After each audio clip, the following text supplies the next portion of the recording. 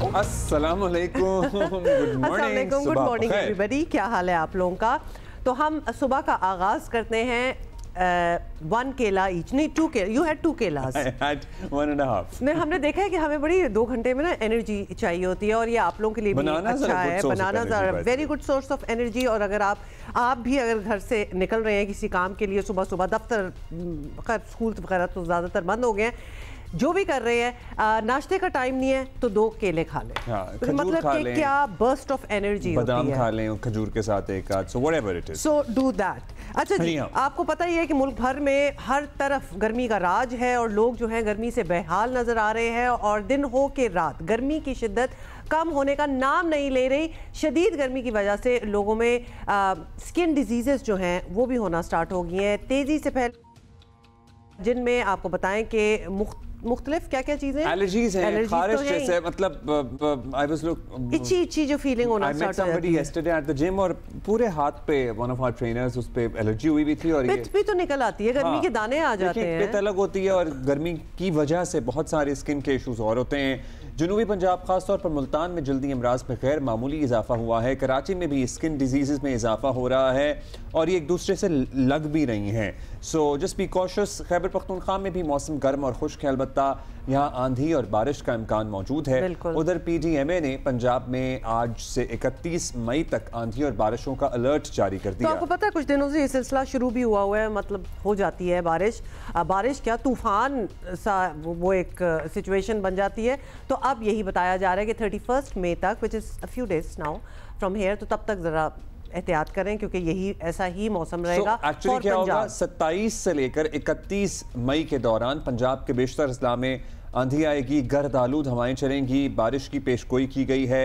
कल कराची में दर्जा हरारत 39 डिग्री सेंटीग्रेड रिकॉर्ड किया गया है।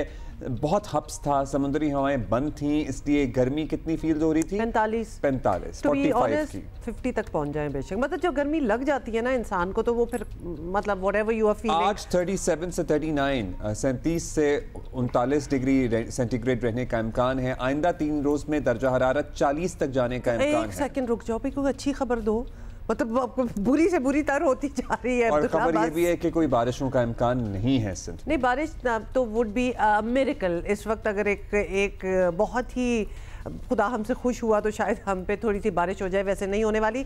अच्छा, पंजाब में हाउएवर वो बारिशों का वो झक्कड़, वो सारी सिचुएशन बनी रहेगी फ्रॉम टुडे। 27 का आपने कहा है ना, 27 to 31, और today is 27। So just be cautious, क्योंकि ये बारिशें भी कहने को तो बारिश ही है, लेकिन वो आजकल एक्सट्रीम कुछ वेदर चल रहा है तो बारिश भी वायलेंट हो जाती है। अच्छा, अब कराची में तो कोई बारिश ना हुई है, ना अभी कोई इम्कान जाहिर किया जा रहा है। उधर मुंबई में शदीद बारिश हुई है। मई के महीने में बारिशों का 107 साला रिकॉर्ड टूटा है मुंबई में।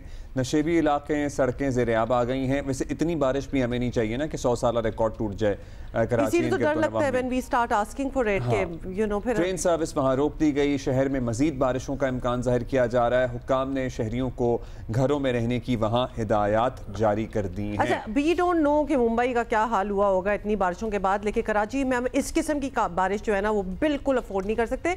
We are not equipped for that. We as a city हम बने ही नहीं हैं इस किस्म की बारिश के लिए। ये वैसे मुंबई के कुछ विजुअल्स हैं जो हम आपको दिखा रहे हैं। No, that's bad. Remind me of what happened to in Karachi 4 years back, जब हम भी, याद है ना आपको, सैलाब हो गया था। मतलब मैं अभी भी सोचती हूँ ना कि कराची में क्या वो बारिश हुई थी जब सड़कें पूरी तालाब बन गई थी एंड ऑल दैट। तो मुझे लगता है कि वो एक मतलब एक ख्वाब / नाइटमेयर था, बिकॉज किसने, कैन यू इवन इमेजिन कभी कि इस किस्म का मौसम हो, और हुआ हमारे यहाँ। anyway, होता नहीं था ना, ट्रेडिशनली ये मौसम नहीं होते हैं इन शहरों में, लेकिन जब होते हैं तो फिर ज़ाहिर तबाही लाते हैं अपने साथ। अभी हम मौसम की सूरत हाल और कराची से शुरू करते हैं। हाँ, कराची में बारिश का वाकई कोई इम्कान नहीं है। हम जानेंगे, उनीबा ज़मीर शाह हमारे साथ मौजूद है, हमारी साथी हैं, मौसम के मामलात पे बहुत गहरी और साथ ही मीटरोलॉजिस्ट अंजुम नज़ीर ज़ैगम भी हमारे साथ हैं। दोनों हमारे साथ लाइव हैं। अंजुम साहब के पास चलें पहले, फिर चलें अंजुम साहब के पास। अंजुम साहब बताइएगा, पंजाब में तो हमने बता दिया कि 27 से लेकर 31 तक झक्कड़ चल सकते हैं, आंधी बारिश होगी। सिंध में शदीद गर्मी पड़ रही है, उधर मुंबई में बहुत बारिश हुई है। कराची और सिंध के दीगर साहिली इलाकों में बारिश का कोई इम्कान सर? जी बहुत शुक्रिया। जैसे मुंबई का आपने बताया, मुंबई में तकरीबन 75 ईयर्स का जो है वो रिकॉर्ड ब्रेक हुआ रेनफॉल के हिसाब से, और इस बात की तवक्को है कि मॉनसून जो है वो मुंबई में अर्ली ऑनसेट हो जाएगा। और जिस तरह के जो हमारे रीजनल क्लाइमेट आउटलुक फोरम्स हैं, फोकरा और सेस्कॉफ, उसने ऑलरेडी पहले ही बता दिया था कि इस साल जो सब कॉन्टिनेंट में मॉनसून जो है वो मामूल से ज़्यादा होगा, जिसके हमें असरात नज़र आने शुरू हो गए हैं। और एक्सपेक्टेड यही है कि आने वाले दिनों में जब ये मॉनसून हम तक इम्पैक्ट देगा तो हम पाकिस्तान में भी इसके जो बिहेवियर हैं वो बड़े ड्रास्टिक हो सकते हैं। जहाँ तक बात गर्मी की है और साहिली इलाकों यहाँ बशमूल सिंध, कराची बारिश है, तो कराची में फिलवक्त बारिश का कोई इम्कान मौजूद नहीं है। और वैसे भी कराची का जो मई का एवरेज है वो जस्ट 0.2 मिलीमीटर रेनफॉल है।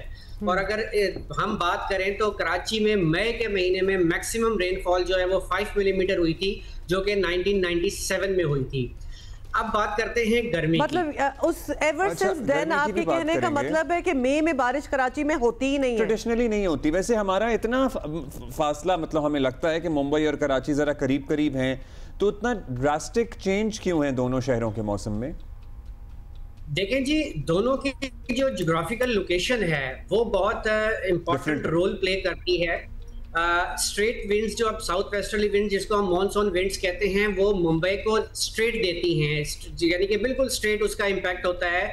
ये आप जिसको वेस्टर्न घाट कहते हैं इंडिया का, इसके ऊपर। और फिर इसके बाद ये है कि थोड़ा सा पीछे जो है वो लैंड के ऊपर कुछ माउंटेन्स हैं, जिसकी वजह से वहां पर कन्वर्जेंस होती है और उसकी वजह से कंटिन्यू बारिश होती है। अब आप ये देखें कि आने वाले दिनों में मुंबई से नीचे गोवा वाला जो एरिया है, यहाँ पर कंटिन्यू डेली बेसिस पर बारिश होगी ड्यूरिंग मॉनसून, जबकि कराची में इस किस्म की कोई सिचुएशन नहीं है। हाँ, अगर पिपरी के पास, गुलशन हदीद के पास अगर कराची में 5000 फीट के कुछ पहाड़ होते तो कराची का भी वेदर जो है मुंबई की तरह होता या गोवा की तरह होता, डेली बारिश होती, क्योंकि आपको एक वहाँ पर बैरियर मिल जाता जिसकी वजह से जो सी ब्रीज है, जो समुद्री हवाएं मॉइस्चर लेके जाती हैं, वो कन्वर्ज हो जाती हैं और आपका कराची में डेली बेसिस पे बारिश होती।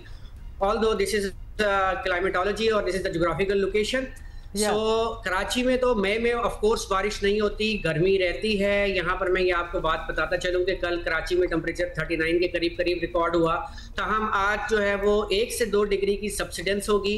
तकरीबन 36 से 38 के बिटवीन टेम्परेचर रहने के इम्कान है। समुद्री हवाएं कल भी थी, आज भी रहेंगी, लेकिन नमी का तनासुब ज्यादा होने की वजह से, जो कि एवरेज 50% है, यानी कि अगर आप दोपहर की बात करते हैं कि 1:30, 2, 3 बजे जिस टाइम नमी सबसे कम होती है 24 आवर में, उस टाइम पे भी इसका जो तनासुब है वो 50% से ज्यादा है। अच्छा, ये अंजुम साहब, हम आपसे ये भी पूछेंगे कि ये कब तक ये सिलसिला जो है चलेगा, लेकिन उनीबा जो है वो काफ़ी देर से और नज़र आ रहा है कि वो गर्मी में खड़ी हैं, ज़रा उनसे भी बात कर लेते हैं। उनीबा, ज़रा अपने इर्द गिर्द का हाल बताएं, मतलब अभी भी आप रोडों पे रश देख रही हैं, कंसिडरिंग कि कोई बहुत ही अखीर किस्म की गर्मी हुई है, and exactly where are you right now? जी हाँ, रोडों पे तो आपको पता है कि ज़िंदगी है, चलती रहती है। अभी जैसे मौसमाती तब्दीली हम देख रहे हैं, क्लाइमेट चेंज होता जा रहा है, शदीद गर्मियाँ पड़ रही हैं, लेकिन इसके साथ साथ लोग इसको अडॉप्ट भी कर रहे हैं ना, और ज़िंदगी रुकती नहीं है, चलती रहती है। लेकिन स्कूलों की बहुत ज़्यादा स्कूलों की छुट्टियाँ हो चुकी हैं, तो हम ये देख रहे हैं कि बच्चे हमें नज़र नहीं आते। दिन के वक्त में थोड़ा सा रश कम हो जाता है जब बहुत ज़्यादा गर्मी का वक्त होता है, बट सुबह के वक्त में मामूल के मुताबिक सड़कों पर हमें ट्रैफिक नज़र आता है, क्योंकि दफातर लोगों को जाना होता है। लेकिन गर्मी की शिद्दत इतनी ज़्यादा है कि हवा भी चलती है तो वो गर्मी की शिद्दत कम नहीं होती, क्योंकि जैसे अंजुम साहब ने बताया कि हवा में नमी का तनासुब ज़्यादा है, तो दर्जा हरारत को महसूस करने की शिद्दत बहुत ज़्यादा बढ़ जाती है। गो कि दर्जा हरारत बहुत ज़्यादा नहीं बढ़ रहे, 2 से 3 डिग्री सेंटीग्रेड ज़ायद रिकॉर्ड किए जा रहे हैं, सुबह के भी, रात के भी और दिन के भी। लेकिन क्योंकि हवा में नमी का तनासुब बहुत ज़्यादा है, तो दर्जा हरारत को जो महसूस करने की शिद्दत है वो 44-48 डिग्री सेंटीग्रेड तक बढ़ जाती है। और ख़ासकर जो शहर के साहिली इलाके हैं, वहाँ पर बहुत ज़्यादा गर्मी की शिद्दत महसूस की जाती है, क्योंकि बराह रास्त वो समंदर के करीबी इलाकों में रहते हैं, वहाँ पर हवा में नमी का तनासुब भी दीगर इलाकों के मुकाबले में ज़्यादा होता है। तो आपको सड़कों पे कहीं कोई कैंप्स बने हुए नजर आते हैं, तो आपको सुकून नहीं मिलता, कहीं कोई कैंप्स बने हुए नजर आते हैं, लोग मोहतात नजर आते हैं। हमारा एक ये भी तो मसला है ना कि मौसम की सख्ती को हम बड़ा कैजुअली लेते हैं, ना हमने छतरी लेनी होती है, ना हम अपना सर ढांपते हैं। लोग एहतियाती तदाबीर अपनाते हुए आपको नजर आ रहे हैं इर्द गिर्द? मलबूसात की बात करें तो मलबूसात गर्मियों में ऑटोमेटिकली चेंज हो जाते हैं, थोड़े से हल्के रंग के लोग मलबूसात पहनना शुरू हो जाते हैं, लेकिन बहुत ज़्यादा एहतियाती तदबीर हमें नज़र नहीं आती। लेकिन हाँ, जो हीट वेव कैंप्स हैं जो ज़्यादातर हमें ओल्ड एरियाज़ में कहीं कहीं नज़र आते हैं, वहाँ पर बाइक राइडर्स हमें रुके हुए नज़र आते हैं, जो वहाँ पर पानी पीते हुए या मशरूबात पीते हुए नज़र आते हैं। लेकिन हमारे यहाँ पर वो कल्चर नहीं है, अम्ब्रेला और कैप्स वाला इतना कल्चर वो अभी हमें नज़र नहीं आता लोगों का कि वो थोड़ी सी एहतियात करें। गर्मी बहुत ज़्यादा है, दरख्तों की बहुत ज़्यादा कमी है, छाँव ढूंढने से नहीं मिलती, तो ऐसे में ये होगा ज़रूरी है कि आप घर से जब निकलें तो पानी की बोतल अपने साथ ज़रूर रखें, अम्ब्रेला साथ रखें, टोपी का आप इस्तेमाल करें, ग्लासेस का इस्तेमाल करें, खुद को इस बेसिकली निकलने से पहले ही सब कुछ जो कर रहे हो बहुत ज़्यादा शदीद धूप होती है। राइट नीबा, और साथ साथ हम ये भी कह दें थ्रू आउट द डे अपने आप को हाइड्रेटेड रखें, ये नहीं कि एकदम याद आया तो 4 गिलास पानी पी लिया, That's not going to help. You have to pace it out throughout the day as well. वापस अंजुम नज़ीर साहब आप पे आए, क्योंकि ये ज़रा बता दें कि सिलसिला जो सारा आपने एक्सप्लेन किया है ये कब तक चलेगा, रिलीफ जो है कराची में कब आएगी? देखें जी, मई का महीना तो वैसे ही गर्म होता है और खुश्क भी होता है, जैसे मैंने बता दिया। अब इसमें ये है कि जैसे जैसे हम जून की तरफ जाएंगे, मिड ऑफ जून या 10 जून के बाद जो है वो थोड़ा सा क्लाउड कवर हमें ज़्यादा नज़र आना शुरू हो जाएगा। ऑल दो के आजकल भी सी क्लाउड्स होते हैं, लेकिन वो अर्ली आवर्स में होते हैं, जैसे जैसे सूरज निकलता है तो वो डिसिपेट होना शुरू हो जाते हैं। ताहम जून के मिड तक या 10 तारीख के बाद से हमें थोड़ा सा क्लाउड कवर नजर आना शुरू हो जाएगा। अच्छा, कल शाम में क्या हो रहा था अचानक 4 PM एंड ऑनवर्ड्स एकदम से ऐसा लग रहा था गर्दालूद सा हो गया है मौसम, या अब्र आलूद हो गया है, कुछ समझ नहीं आ रहा था। जी बिल्कुल, जैसा कि आपने देखा कि अपर कंट्री में जो है वो बड़े पैमाने पर डस्ट स्टॉर्म्स वगैरह, आंधी वगैरह चली। तो कल जो हमारी अपर एटमॉस्फेयर की विंड थी वो ऑलमोस्ट नदरली कंपोनेंट था उसके अंदर, जिसकी वजह से आपने कराची में भी कल टेम्परेचर में राइज देखा। जब वो नदरली कंपोनेंट या नॉर्थ वेस्टर्ली कंपोनेंट बलूचिस्तान के ऊपर से आया तो वो अपने साथ मिट्टी लेकर आया अपर एटमॉस्फेयर में, जिसकी वजह से ऑलमोस्ट तकरीबन सिंध भर में हमें जो है वो स्काइज में जो है वो हेजीनेस, यहाँ डस्ट नजर आ रही थी। अच्छा, पंजाब पे आ जाए अंजुम साहब, अभी लाहौर में आपको पता है अचानक ही वो इस्लामाबाद में भी दिन में रात हो गई थी, हो ही जाती है वहाँ तो नॉर्मल है इस तरह की बारिशें होना। लाहौर में भी शदीद बारिश हुई जिसमें एक हवाई जहाज़ भी आंधी में फंस गया था हवा के बगोले में से।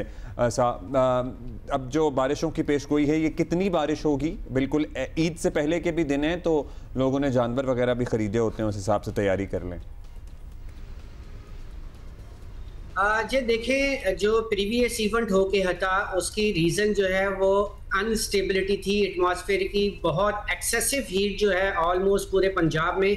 इवन के मैं ये कहूँगा कि ठीक है सिंध के कुछ अजला का टेम्परेचर बहुत ज़्यादा था, बट जो प्रीवियस हीट वेव का जो इम्पैक्ट गुजरा है उसका ज़्यादा इम्पैक्ट जो है वो पंजाब KP GB वाली साइड पे था।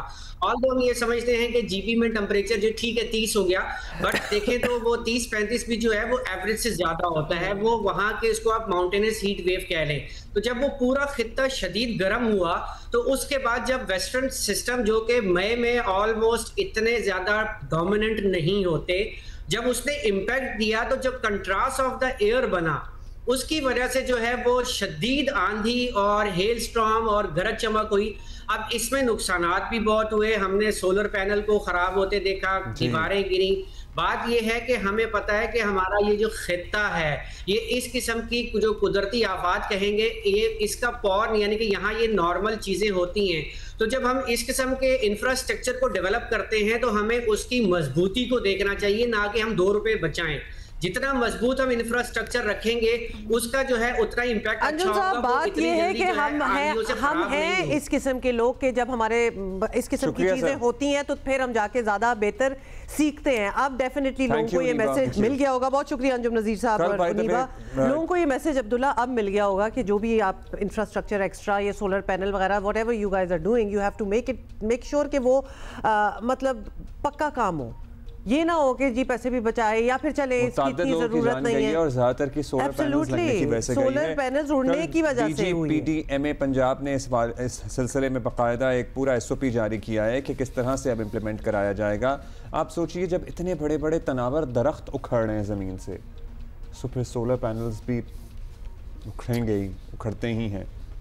सो या बिल्कुल ऐसा ही है कि मतलब ये वो चीज़ें हैं, let's just put it this way, and move on, कि ये वो चीज़ें हैं जिनमें आप पैसे शैसे ना बचाएं। अगर आपने डिसाइड कर ही लिया है कि you are advancing to solar technology and all that, तो फिर आप प्रॉपर उस पर पैसा लगाएं। और पता है क्या, आप पैसे भी खर्च कर रहे होते हैं, बाज़ औक़ात आपको नॉलेज नहीं होती कि वो जो अब ये इस चीज़ से नॉलेज होता है ना, वो बस अपना काम ऐसे ही से करके चला जाता है। सो मेक श्योर कि आप जो भी आप होता पता है क्या है, वो जो फ्रेम्स होते हैं सोलर पैनल के, उसमें अगर 4 सुराख है ना तो 2 में ड्रिल किया हुआ है। सही है, काम बचाने के लिए, टाइम बचाने के लिए। ये एक्चुअली एसी के भी जो फ्रेम्स होते हैं ना, आउटर के फ्रेम्स, हाँ, वो भी उनमें भी इस तरह अगर वो 4 है ना तो वो चारों नहीं इस्तेमाल किए होते, वो टाइम बचा रहे हैं, सामान बचा रहे हैं, वक्त बचा रहे हैं, मजदूरी बचा रहे हैं, जो भी कर रहे हैं, या बस लापरवाही कर रहे हैं, किसी मकसद से बने हैं ना वो सुराख। अच्छा, we have another guest waiting for us, और एनवायरमेंटलिस्ट हैं मरियम शबीर हमारे साथ हैं। बहुत शुक्रिया आपने हमारे लिए टाइम निकाला है मरियम साहिबा। अच्छा, हम अब मौसम क्या चल रहा है एंड ऑल दैट, उससे ज़रा आगे जाके एक बात करना चाहते हैं कि हम अपनी लाइफस्टाइल किस तरह बदलें। We have to really not just मतलब एज अ नेशन, लेकिन इंडिविजुअली अगर हम बदलना स्टार्ट होंगे तो हमारी कुछ प्रैक्टिसेस जो हैं, ये नया जो एनवायरनमेंट का मौसम का हाल हम देख रहे हैं अपने इर्द गिर्द, तो अपने इर्द गिर्द देख रहे हैं, अपने रीजन में देख रहे हैं, पूरी दुनिया में देख रहे हैं, हमें ज़रा अडेप्ट करना पड़ेगा, हमें थोड़ी सी अपनी लाइफस्टाइल ऑल्टर करना पड़ेगा। How and where do we start Maryam? जी, बहुत ही ज़बरदस्त बात की है हुमा आपने। बेसिकली जितने बिजनेसेस और मार्केट्स जो काम करती हैं वो कंज्यूमर्स पे काम करती हैं, और हम कंज्यूमर हैं। चाहे वो मिसाल के तौर पे हर सीज़न जो कपड़े आते हैं हम लेना शुरू करें तो आप देखें कि लैंडफिल में इतने ज़्यादा कपड़ा at the end of the day जो है वो जाता है। पूरी दुनिया का, पाकिस्तान भी उसमें शामिल है ऑफ कोर्स। इसी तरह लाइफस्टाइल में आपके आते हैं इलेक्ट्रॉनिक्स आते हैं, जो हम आए दिन जो है, जैसे नया फ़ोन आ जाता है तो खरीद लेते हैं, पुराने को हम डंप कर देते हैं, बैटरीज। इसी तरह कार्स जो अफोर्ड कर सकते हैं वो ये करते हैं, बाइक्स जो अफोर्ड कर सकते हैं वो भी यही करते हैं। तो जो ओवरऑल हमारा लाइफस्टाइल होता है कंजम्पशन की बेस पे, वो जो हम प्रोडक्ट्स खरीद रहे हैं वो उसमें एमिशंस इन्वॉल्व होती हैं जब उसको खरीदा जाता है। इसी तरह हमारी मैं किसी जेंडर को टारगेट नहीं करना चाहती, पर unfortunately I have seen that among women the most, कि बहुत ज़्यादा खवातीन ब्रांड कॉन्शियस होती हैं, और एक ख़ास तबके से ताल्लुक़ रखने वाली खवातीन जो है बहुत ही ब्रांडेड चीज़ों को प्रेफर करती हैं, जो इंटरनेशनल ब्रांड्स होते हैं। तो इंटरनेशनल ब्रांड्स जो है वो एक मुल्क में पैदा होते हैं, उसको ट्रांसपोर्ट दूसरे मुल्क में किया जाता है, तो उसमें भी एमिशंस इन्वॉल्व होते हैं। तो of course as a consumer हमें बहुत ही रिस्पॉन्सिबल किस्म का बिहेवियर रखना चाहिए हर चीज़ को, चाहे वो घर की है, चाहे वो पहनने की है, चाहे वो सफ़र करते हुए है,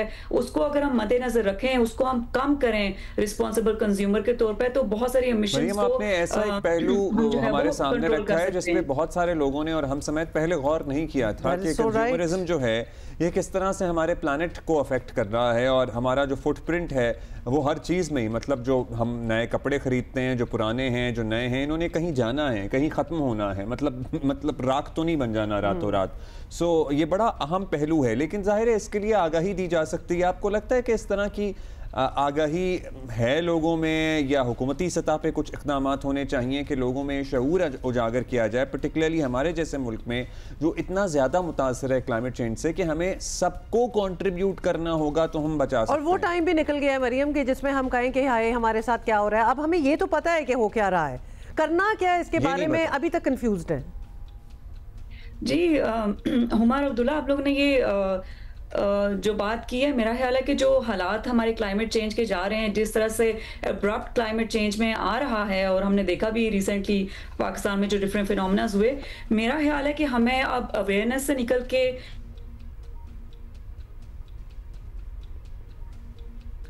अगला स्टेप करने का है, क्योंकि आपको कई साल, आपको डेकेड्स लग जाएंगे आपको क्लाइमेट चेंज को थोड़ा रिवर्स करने में, नॉर्मलाइज करने में। तो मेरा ख्याल है कि टू बिगिन विद हमें तो बहुत सारे कंट्रीज को एमिशंस बहुत लेवल पे बिल्कुल स्टॉप करने की जरूरत है, कार्बन डाइऑक्साइड रिन्यूएबल्स की तरफ मूव करने की जरूरत है। और इसके अलावा आप देखें कि गवर्नमेंट्स को जो है वो क्लाइमेट रिजिलियंट इंफ्रास्ट्रक्चर्स पे काम करने की जरूरत है। आप देखें कि जो खासतौर पर शहर हैं उनमें अर्बन हीट का एक इम्पैक्ट होता है, आपकी एनर्जी बहुत ज्यादा वेस्ट होती है, आपकी बिल्डिंग्स इस तरह से बनाई जाती हैं, आपके दरख्त बहुत कम है, बहुत सारे तो ऐसे हैं कि जो आपके तरक्की याफ्ता ममालिक को करने की जरूरत है, लेकिन बहुत सारी चीजें जो आपकी एग्रीवेट होती हैं क्लाइमेट चेंज की वजह से, वो बुरी गवर्नेंस की वजह से हमारे पाकिस्तान में होती हैं, क्योंकि पॉलिसी मेकर्स का उस तरफ ना ही तवज्जो होती है और ना वो उस तरफ इन्वेस्ट कर रहे होते हैं अपनी एनर्जीज को। तो मेरा ख्याल है कि उस पर ज्यादा इन्वेस्ट करने की जरूरत है कि किस तरह से ज्यादा दरख्त लगा सकते हैं, क्लाइमेट चेंज इंफ्रास्ट्रक्चर जो है घरों को किस तरह से बना सकते हैं कि वो ज्यादा देर ठंडे रहें, और एनर्जी मिक्स जो है वो रिन्यूएबल की तरफ हम मूव करें बजाय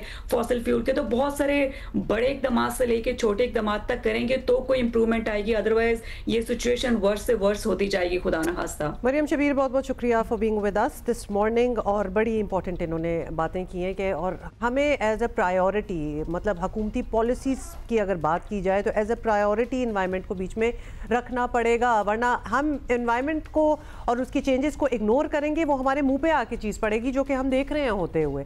सो we need to look at some other countries may be within the region as well and see कि उन्होंने क्या प्रैक्टिसेस जो हैं वो अपनाई हैं, कोई सक्सेसफुल मॉडल्स देखने की बात है। अपनाई नहीं है, हमने अपनी पुरानी प्रैक्टिसेस छोड़, चलो वही उस पे वापस आ जाए। फिर ये सारी चीज़ें हमारे सामने ही, हम हर वक्त घरों को ठंडा रखने के लिए एसी इस्तेमाल करते हैं, ठीक है गर्मी भी बढ़ी है, लेकिन पहले के घरों में अभी भी आज चले जाएं तो हर वक्त आपको एसी की ज़रूरत नहीं पड़ती, बिकॉज उनकी कंस्ट्रक्शन ऐसी थी, एक तो ऊंची छतें होती थी, गर्म हवा ने रोशनदान होते थे, सो गर्म हवा ने हमेशा ऊपर उठना है और नीचे से ठंडी हवा ने आना है। फिर हम घर बनाते हैं तो हम डायरेक्शंस को मद्देनजर नहीं रखते कि कहाँ नॉर्थ साउथ ईस्ट वेस्ट कहाँ से हमने ओपनिंग्स देनी है।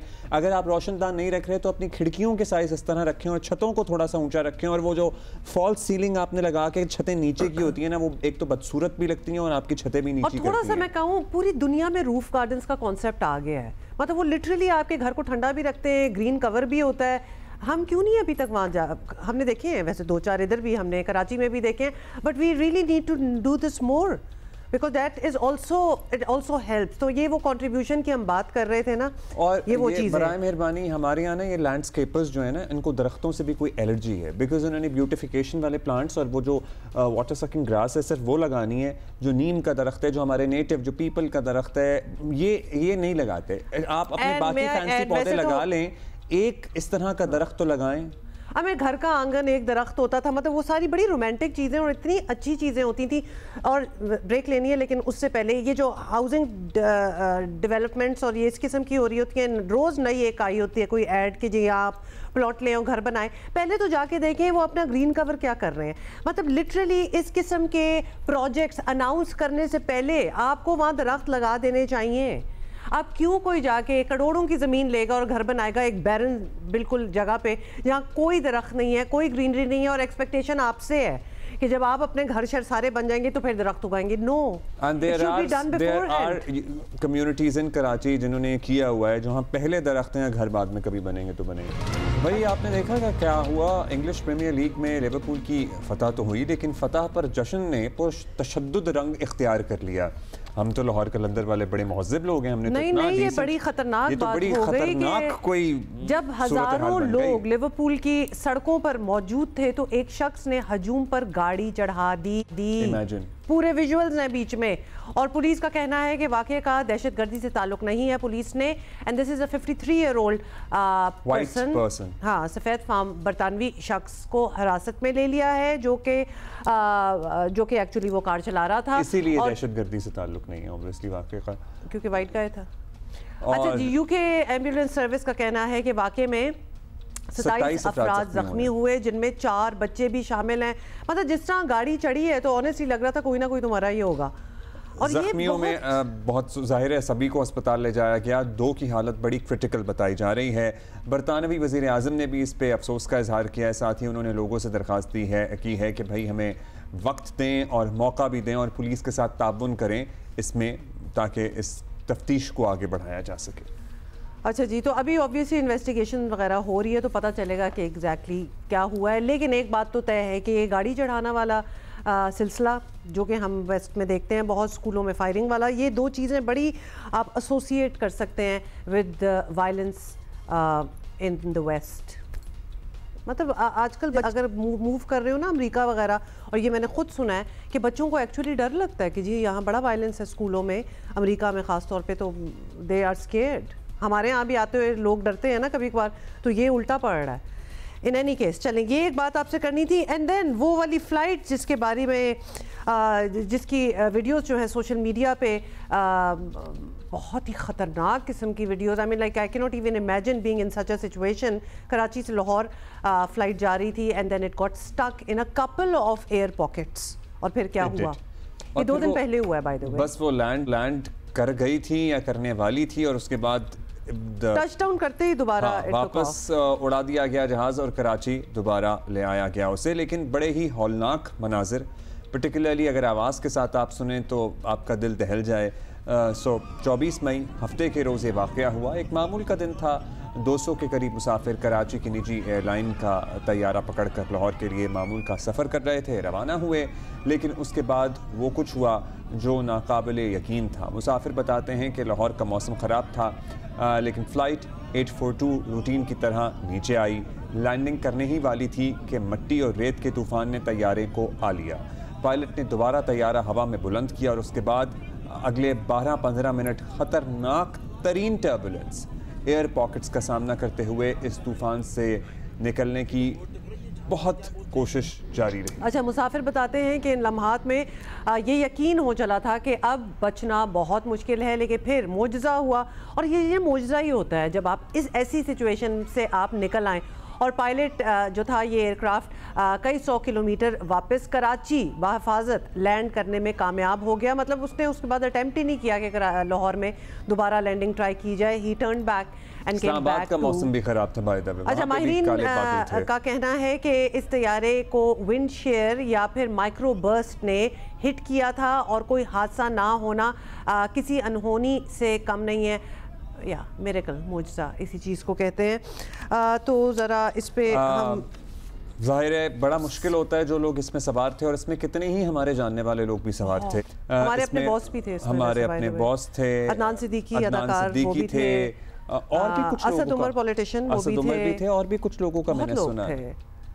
बहुत से लोग थे, बहुत सी नॉन पर्सनालिटीज इसलिए भी थी, बहुत से लोग थे जिनको आप और हम इसलिए जानते हैं क्योंकि लाहौर में PSL का फाइनल होने वाला था। तो आना जाना तो एक लगा ही रहा था। बहुत से लोग उसके लिए भी ट्रैवल कर रहे थे। और फिर लाहौर कराची, मतलब ये तो बहुत ज़्यादा बिजी एक कॉरिडोर है जिसमें कम्यूट होता ही रहता है। एविएशन जर्नलिस्ट ताहिर इमरान मियाँ हमारे साथ हैं, उनसे बात कर लेते हैं because we would like to understand कि हुआ क्या था। ताहिर, हफ्ते के रोज़ कराची लाहौर फ्लाइट के साथ जो हुआ, कहा जा रहा है कि ये बहुत ही बड़ा हादसा हो सकता था। हम बड़े साने से बचे हैं इसमें, अल्हम्दुलिल्लाह फॉर दैट। तो आपके मुताबिक ये माइक्रो बर्स्ट था, ये क्या होता है? हाँ, थोड़ा सा ब्रीफली बताइए। देखिए, जो हवाबाजी की दुनिया में मुख्तलिफ टर्म्स इस्तेमाल होती हैं, जो उसको बुनियादी तौर पे जहाज को उड़ाने के अंदर जो हवा का एक रोल होता है, वो बाज़ औक़ात उसके अगेंस्ट चला जाता है, और उसको एक आम जो उसके लिए स्पेसिफिक टर्म है वो विंड शीयर है, और उसके फिर अंदर एक और टर्म है जिसको माइक्रो बर्स्ट कहते हैं। अब विंड शीयर बुनियादी तौर पे हवा की एक ऐसी फोर्स होती है जो, लेट्स अस्यूम कि हमारा जहाज है, तो जहाज के ऊपर वर्टिकली या हॉरिजेंटली जहाज के ऊपर जो है वो हवा मुख्तलिफ जानिब से आती है। तो बाज़ औक़ात हवा दोनों तरफ से आती है और साइडवेज जाती है, बाज़ औक़ात साइड से आती है और ऊपर की तरफ जाती है, नीचे की तरफ लेके जाती है जहाज को। तो जहाज की जो अनयूजुअल हवा की मूवमेंट है वो बुनियादी तौर पर जहाज को इफेक्ट करती है। अब इसका सबसे ज्यादा खतरा जो होता है वो जहाज के लैंडिंग के वक्त या टेक ऑफ के वक्त होता है। बहुत दफा लैंडिंग के वक्त होता है, और इस तैयारे में जो हमारे पास स्लाइड जिसकी आप बात कर रहे हैं, इसमें लैंडिंग के वक्त इसके ऊपर शदीद किस्म का एक माइक्रोबर्स्ट का अटैक हुआ, जिसके नतीजे में हवा जो है वो बुनियादी तौर पे ऊपर से जहाज के आई, उसने जहाज को लैंड करते हुए पुश किया। इस सिचुएशन में जो प्रॉब्लम हो सकता है वो ये कि जहाज यहाँ से नीचे की तरफ ज्यादा जा सकता है, जहाज यहाँ से भी जा सकता है, और जहाज स्लैम भी हो सकता है। तो पायलट ने फील किया कि अब उसको आगे लेके जाना चाहिए। तो ये बुनियादी तौर पे हवा के रद्दोबदल, जो स्पीड के रद्दोबदल के अंदर जो मुख्तलिफ किस्म के उसके एक्सट्रीम वेदर कंडीशंस के अंदर है, उन टर्म्स को माइक्रोबर्स्ट या विंड शीयर कहते हैं। तो उस मोमेंट पे एक पायलट की महारत, उसकी decision making in that moment कितनी इंपॉर्टेंट है कि what he decides to do next.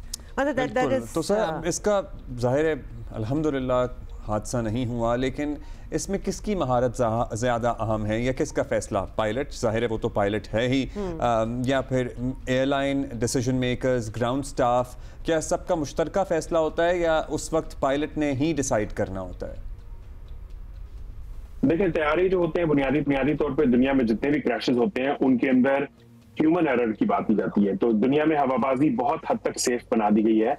Unless के तैयारे में कोई मसला हो, मेंटेनेंस का मसला हो, मेजॉरिटी जो गलतियां होती हैं वो इंसान की गलती होती है। तो जैसे ये विंड शेयर का मामला है, पाकिस्तान में से कबल एक विंड शेयर का मामला पहले भी हुआ था, भोजा एयर का एयरक्राफ्ट था।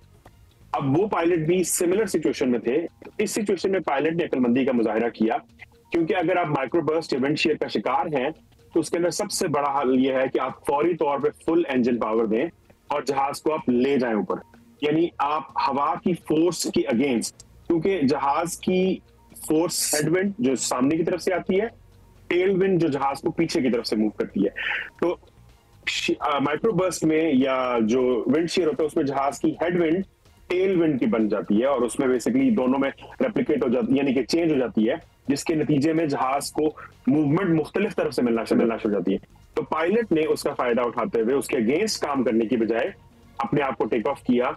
विद इन मिनट्स 250 किलोमीटर की घंटा की रफ्तार से वो अपनी स्पीड जो है वो डबल और फिर उससे ज्यादा लेके जहाज काफी हद तक तो जहाज ने वर्टिकली यानी कि क्लाइंब किया और एक सेफ मकाम पे लाके उसने फिर फैसला किया कि उसने लाहौर में नहीं उतरना, वेदर फेवरेबल नहीं था तो वो कराची वापस चला गया।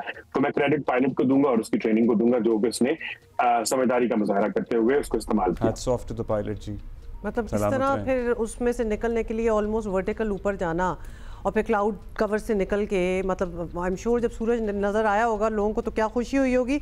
अच्छा ये बताइएगा ताहिर कि अब इस तैयारे में इतना फ्यूल तो था कि वो वापस कराची तक आ गया, क्या आम तौर पर इतना फ्यूल रखना प्रैक्टिस है, मामूल की बात है? और अब जिस तरह के एविएशन चैलेंजेस आ रहे हैं, क्या इतना फ्यूल एक जहाज़ में होना चाहिए? ये बड़ा इंटरेस्टिंग सवाल आपने किया, क्योंकि मैं समझता हूँ कि जहाज जो है वो उसको यानी इस्लामाबाद भी जा सकता था, जहाज ये फैसलाबाद भी डाइवर्ट हो सकता था, जहाज ये सियालकोट भी हो सकता था। यानी लाहौर के आसपास 3 बड़े एयरपोर्ट्स हैं जहां पर A320 लैंड कर सकता है सेफली। तो आई डोंट नो कि उस वक्त वेदर सिचुएशन हर जगह खराब थी।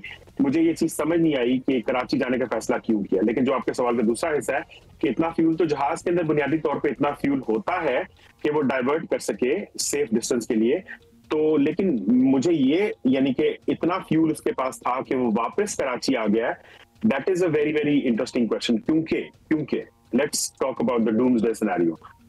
अगर जहाज इतने फ्यूल के साथ लैंड करता है और उसके साथ कोई हादसा होता है, that's a danger in itself. लेकिन ये बुनियादी तौर पे बहुत हद तक एयरलाइंस का अपना अपना मामला होता है। बाज एयरलाइंस को फ्यूल सस्ता मिलता है, जहां मिलता है जितना ज्यादा होता है तो हो सकता है जो एयरलाइन है वो कराची में उसका सारा सप्लाई वगैरह हो तो वहां से लेके आए होंगे।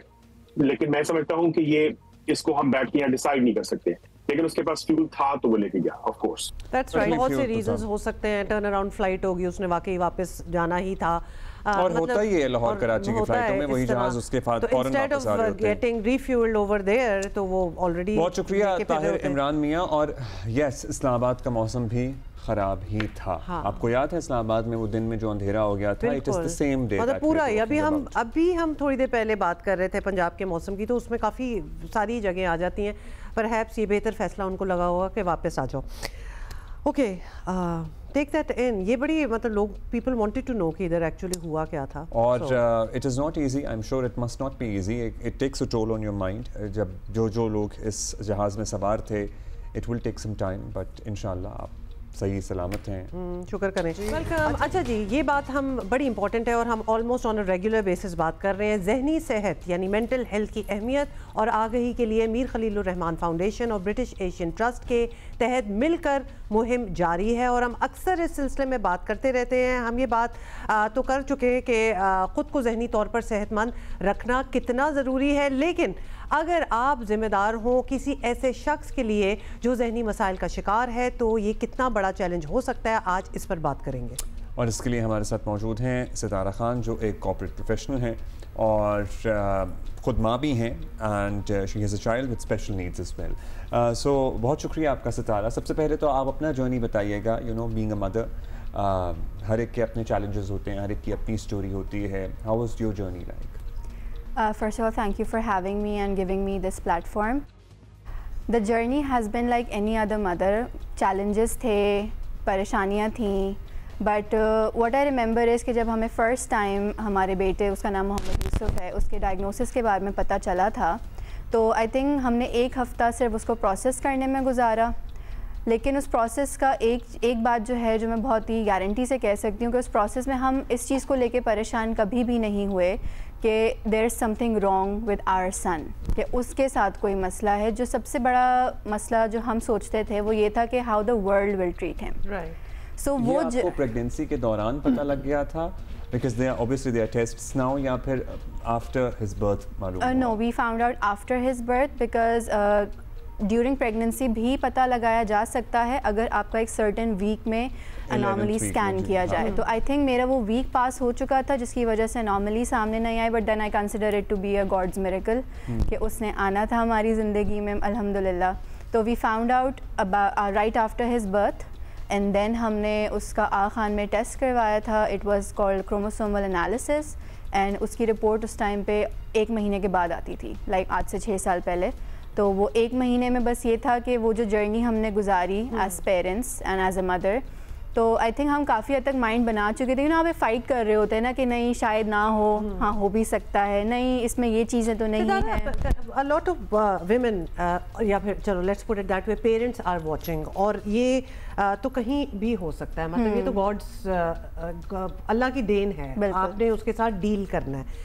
How did you deal with it? आप माशाल्लाह बड़ी स्ट्रॉन्ग लग रही हैं, अल्हम्दुलिल्लाह कह रही हैं कि मोहम्मद यूसुफ दुनिया में आया आपका बेटा, बट इतना हमेशा से आसान था या फिर अपने आप को आपने साइक करना पड़ा? बिकॉज ऑब्वियसली एक एक्सपेक्टेशन और दुआ तो यही होती है कि खैर खैरियत से सलामत बिल्कुल ठीक ठाक जो भी औलाद है आपकी हो। How did you manage that you will have to manage this child? I think इसका सबसे बड़ा क्रेडिट जो है मैं अपनी फैमिली को दूंगी, because I think without support कुछ नहीं हो सकता। ठीक है, मेरी फैमिली अल्हम्दुलिल्लाह, my in-laws and my parents were extremely supportive. ऐसे बहुत से मौके आते थे जिसमें हमें डाउट होता था अपने ऊपर कि पता नहीं हम इनफ कर रहे हैं नहीं कर रहे हैं। कंपैरिजन मोड में भी आप नेचुरली जाते हैं when you see other kids of you know your child's age के वो बहुत आगे जा रहे हैं and your child is not able to cope up, तो एक माइंड में आपकी चीज़ आती है कि यार मेरा बच्चा कब कर सकेगा।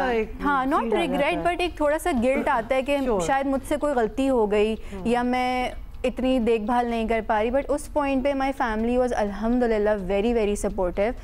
जहाँ पे मुझे डाउट होता था या गिल्ट होता था तो दे वुड स्टैंड अप कि नहीं तुम उसको देखो, वो आज से 6 महीने पहले क्या कर रहा था और अब वो क्या कर रहा है, उसको उसके माइलस्टोन से कंपेयर करो, ना कि तुम किसी और बच्चे के माइलस्टोन से कंपेयर करो। बड़ी अहम बात है, इसको हम जरा एम्फेसिस करेंगे कि हर बच्चे की अपनी जर्नी होती है। अगर कोई बच्चा even not with any special needs, उसकी भी अपनी जर्नी होती है। सो आप दूसरों के बच्चों से सबसे पहले तो हम ये पतला है मोटा है यहाँ पे ही शुरू हो जाते हैं, मतलब ये होता है ना। exactly उसकी हाइट कम है, हमारी हाइट ज्यादा है, या हमारी हाइट कम है उसकी हाइट ज्यादा है, वो तो पता नहीं स्पोर्ट्स में अच्छा है। So stop doing. अच्छा, another thing, if you are a professional, माशाल्लाह आपका एक करियर है, उस वक्त भी था जब आपका बेटा पैदा हुआ था, वर्क प्लेस एनवायरनमेंट, मतलब आपने किस तरह मैनेज किया? Did you have to stop going to work all together to take care of your son? क्योंकि वैसे ही माओ को मुश्किल होता है, आपकी तो फिर एक ज़्यादा रिक्वायरमेंट थी। सो व्हाट हैपेंड वाज कि यूसुफ जो है वो मेरी यूनिवर्सिटी के लास्ट ईयर में जो है वो पैदा हुए थे, तो आई टुक अ गैप, मैंने फ़ौरन करियर स्टार्ट नहीं किया था। अच्छा। ठीक है, तो मैंने ऑलमोस्ट 2 साल का गैप लेके अपना करियर स्टार्ट किया। 2 साल में भी Yusuf was not very independent, but वो इतना इंडिपेंडेंट हो चुका था कि वो मेरे बगैर रह सकता था। तो I started my career with teaching, ठीक है, because it was a job that I could manage with you know managing Yusuf. And अल्लाह का शुक्र है कि मैं जिस भी ऑर्गेनाइजेशन के साथ जुड़ी वो सपोर्टिव बहुत थे। एंड जब हम वर्क प्लेस सपोर्ट की बात करते हैं तो सिर्फ सपोर्ट इस चीज़ में नहीं होता कि आपको जल्दी छुट्टी मिल जाए या आपको देर से आने की इजाज़त हो या आप फोन करें और आपको ऑफ मिल जाए, नहीं, it's also about emotional support, कि आपके कुलीग्स के साथ आप बैठ के बात कर सकते हैं। क्योंकि मैंने बहुत जगह ये भी देखा है कि अगर आप जैसे छुट्टी करें और अगले दिन आप जाएं तो आपको जजमेंटल निगाहों से देखा जाता है कि हाँ हमने आपको दे तो दी थी लेकिन फिर अब आप एक्स्ट्रा आवर दे दीजिएगा, तो that is not supportive. Supportive work place का मतलब है कि आपकी इमोशनल सपोर्ट भी की जा रही है, आपको समझा जा रहा है। सो बहुत इंपॉर्टेंट बात सितारा आपने ये भी की है, and we would like to reiterate here कि वर्क प्लेस मतलब वो जो हम कहते हैं ना कि बड़े अच्छी जगह है, क्यों अच्छी जगह होती है, तो ये चीज़ें उनमें होती हैं। They know how to take care of their employees and give them space, ये बड़ा इंपॉर्टेंट है। सितारा, बहुत शुक्रिया, thank you, that's all the time we have. लेकिन हम ये बात इसलिए दोहराते रहते हैं और करते रहते हैं एवरी अदर डे ताकि हमारे कुछ सिस्टम्स बदलें, हमारे माइंडसेट्स थोड़े से बदलने की ज़रूरत है। अच्छा जी, पाकिस्तान में बच्चों की माजूरी का शिकार करने वाले वायरस पोलियो की रोकथाम के लिए वैक्सीन के कतरे पिलाने की 2025 की तीसरी मुहिम जो है वो कल से शुरू कर दी गई है। मतलब we are in the month of end of May है हम, और तीसरी मुहिम चल रही है। प्लीज़ फ़ायदा उठाएं इसका। एक हफ्ते पर मुश्तमिल इस मुल्कगीर मुहिम में 5 साल तक उम्र के 4.5 करोड़ से ज़ायद बच्चों को पोलियो वैक्सीन और विटामिन ए के कतरे जो हैं वो पिलाए जाएंगे। मुहिम में 4 लाख पोलियो कारकुन हिस्सा लेंगे, जिनमें 2.25 लाख ख़वातीन वैक्सीनेटर्स भी शामिल हैं। इंसदाद पोलियो मुहिम में फ़ौज, पुलिस और दूसरे कानून नाफिज करने वाले इदारों का भी अहम किरदार होगा। गुज़श्ता हफ्ते खैबर पख्तूनख्वा के लकी मरवत और बन्नू के अजला में पोलियो के 2 नए केसेस सामने आए थे, जिनसे रवां साल पोलियो वायरस से मुतासरा बच्चों की तादाद 10 हो चुकी है। गुज़श्ता साल मुल्क में 74 बच्चों में पोलियो वायरस से मुतासरा होने की तस्दीक हुई थी, जबकि 2023 में ये तादाद महज 6 थी।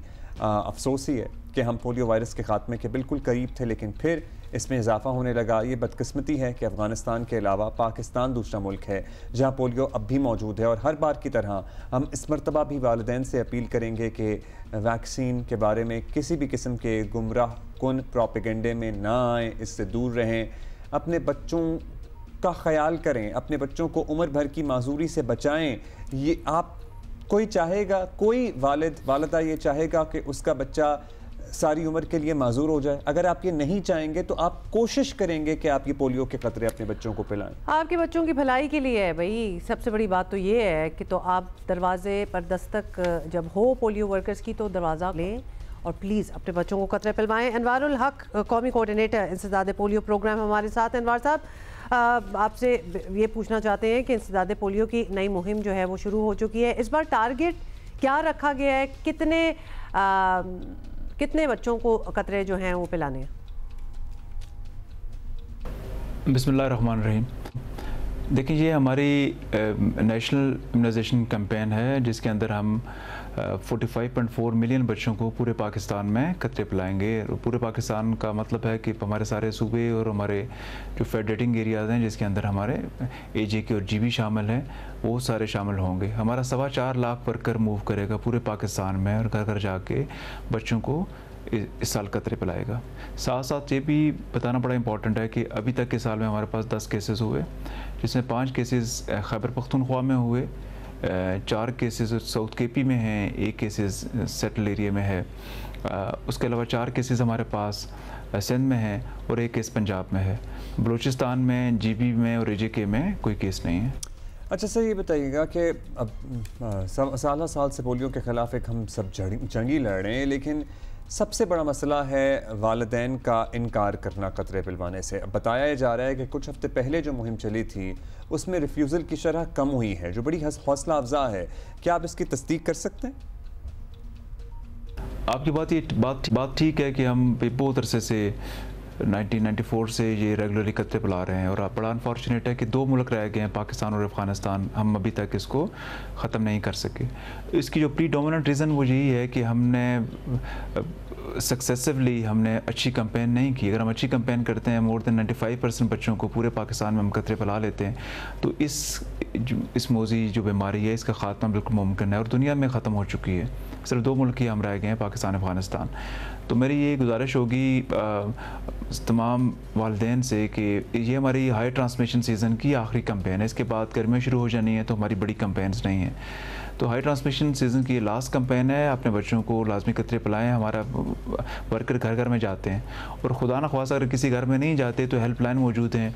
इसको आपको ये भी बड़ा इंपॉर्टेंट है इसको समझना है कि ये वफाक का प्रोग्राम है, और उसके बाद प्रोविंशियल लेवल पे सूबे इसको इम्प्लीमेंट करते हैं। DCs, कमिश्नर, ACs, तहसीलदार, मुख्तारकार, ये लोग ग्राउंड पे होते हैं। तो अगर आप समझते हैं किसी जगह पे वर्कर नहीं आया तो आपका भी ये काम बनता है कि आप हेल्पलाइन पे कॉल करके वर्कर को अपने घर पे पिलवाएं।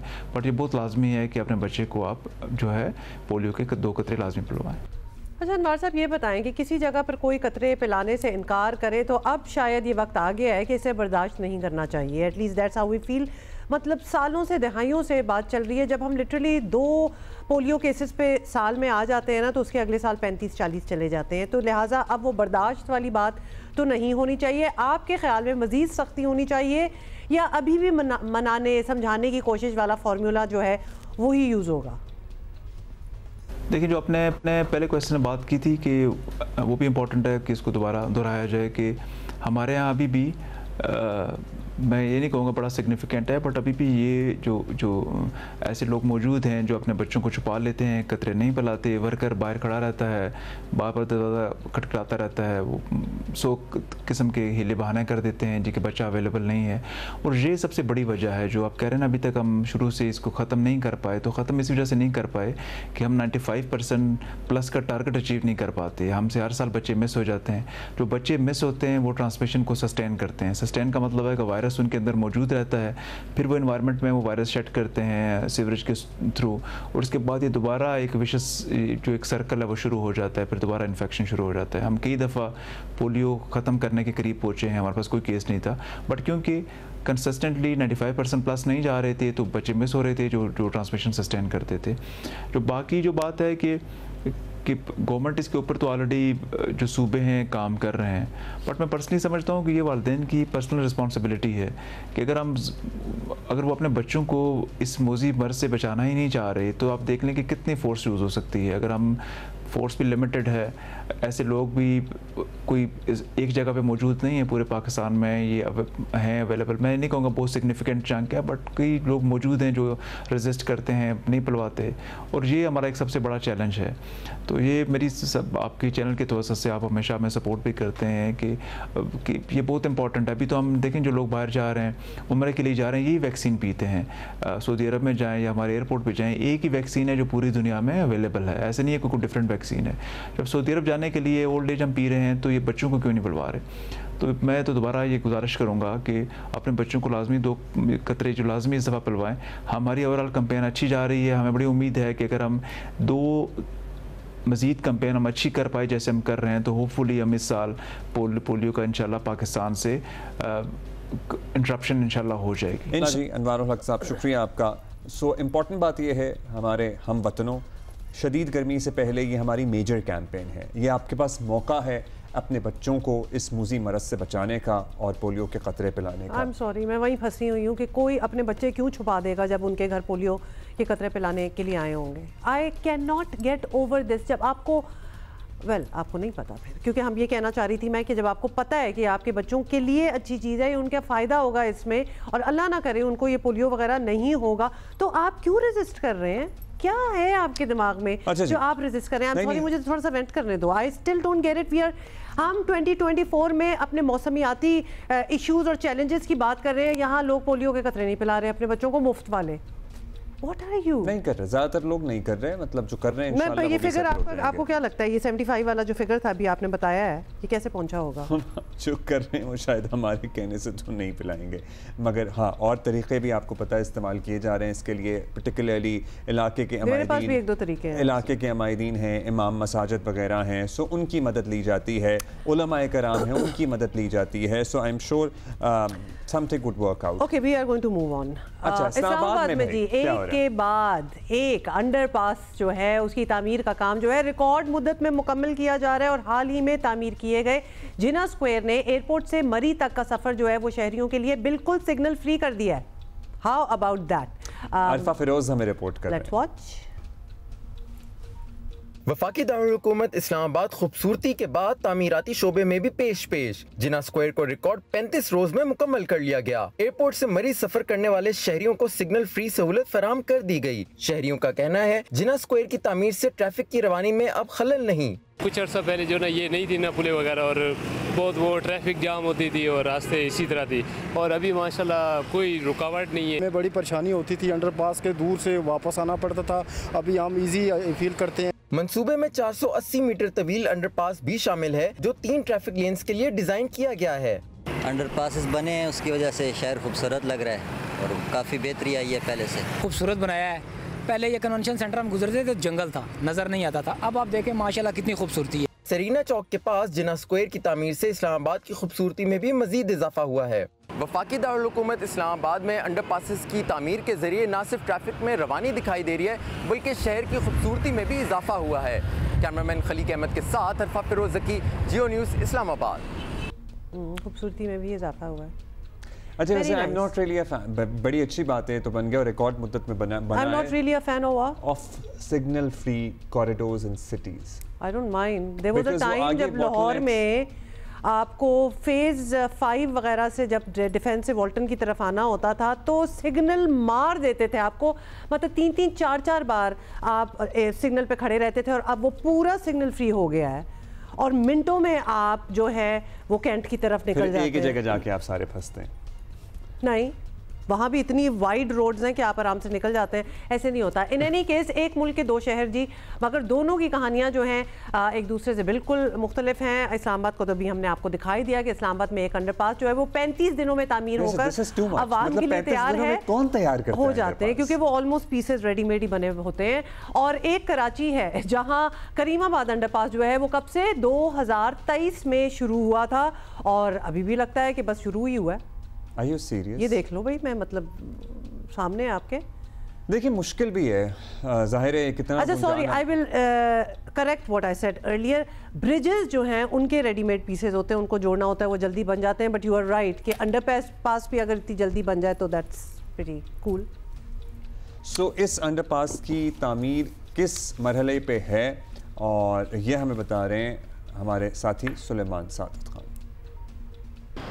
जी बिल्कुल, मैं आपको इस वक्त रिपोर्ट कर रहा हूँ। ये मीना बाज़ार करीमाबाद का इलाका है और यहाँ पर ये मेरे अकब में मेरे बाएं जानिब ये करीमाबाद अंडरपास है जिसका आगाज़ 2023 दिसंबर में साबिक निगरान गवर्नमेंट में किया गया और जस्टिस मकबूल बाकर वज़ीर आला थे, उन्होंने इसका संग बुनियाद रखा और 2 साल की मुद्दत में बताया गया कि इस 1.1 किलोमीटर तवील जो अंडरपास है उसकी जो है वो तामीर मुरम्मत उसकी जो तामीर है वो मुकम्मल कर ली जाएगी और बताया गया कि ये 1.1 किलोमीटर तवील अंडरपास जो है करीमाबाद का, इसे 2 साल की मुद्दत में जो है वो मुकम्मल कर लिया जाएगा और 1 अरब कमोबेश 40 करोड़ रुपए जो है वो इसकी लागत आएगी। लेकिन ना ये अपने वक्त पर मुकम्मल होता हुआ दिखाई दिया बल्कि इस कदर ताख़ीर का शिकार हुआ कि उस 100% में से 50% अब भी जो है ये मुकम्मल नहीं है। और इस अंडरपास पर मेयर कराची मुर्तज़ा वहाब भी मुतादिद बार विजिट कर चुके हैं और इस पर उन्होंने भी जो है वो नाराज़गी का इजहार किया है कि ये मनसूबा जो है वो ताख़ीर का शिकार हो रहा है जिसके बायस यहाँ के अतराफ़ की मार्केट रिहाइशों को शदीद मुश्किलात का सामना है। ना सिर्फ ये बल्कि इस ताख़ीर से इसकी लागत में भी जो है वो कम व बेश 2.5 अरब रुपए का इजाफा हो गया है और अब ये मनसूबा 3 अरब और 80 करोड़ रुपए की कम व बेश लागत से जो है वो मुकम्मल होना है। लेकिन कब मुकम्मल होना है इसकी भी जो है वो कोई डेट जो है वो नहीं दी जा रही है। अलबत्ता यहाँ पर काम जो है वो होने के लिए मशीनरी तो मौजूद है लेकिन हम गुज़िश्ता काफ़ी अरसे से यहाँ पर आ रहे हैं जा रहे हैं, बहुत सुस्त रवि का जो है वो ये काम शिकार है और जो यहाँ के जो रिहायशी हैं वो जो है उनका यही मुतालबा है कि इस मनसूबे को जल्द अज जल्द मुकम्मल किया जाए क्योंकि ये मनसूबा आवाम की फलाह बहबूद और सफरी मुश्किलात को कम करने के लिए शुरू हुआ था लेकिन ये दिन ब दिन जो है वो अजियत में जो है वो बदलता हुआ दिखाई दे रहा है। जी पता ये वो मौके होते हैं जिसमें I'm sorry, आवाम को मेंटल टॉर्चर दे दें 2-3 साल तक इस काम को पूरा फंसा के अड़ा के, उसके बाद आवाम की फलाह बहबूद के लिए। अभी नहीं है, जब बनेगा तो तब होगा। दूसरा ये कि इस पे काम क्यों नहीं हो रहा है, इतनी सुस्त रवि क्यों? आर वी वेटिंग कि इसके 2 करोड़ रुपए जो है वो और लागत इसकी बढ़ जाएगी, उसके बाद काम होगा। What is the reason? इसकी कोई एक्सप्लेनेशन जरूर होनी चाहिए। सिर्फ गुस्सा होने से तो बात नहीं बनती है सर्टनली और जाहिर है एक यहाँ का स्ट्रक्चर भी कॉम्प्लिकेटेड होगा।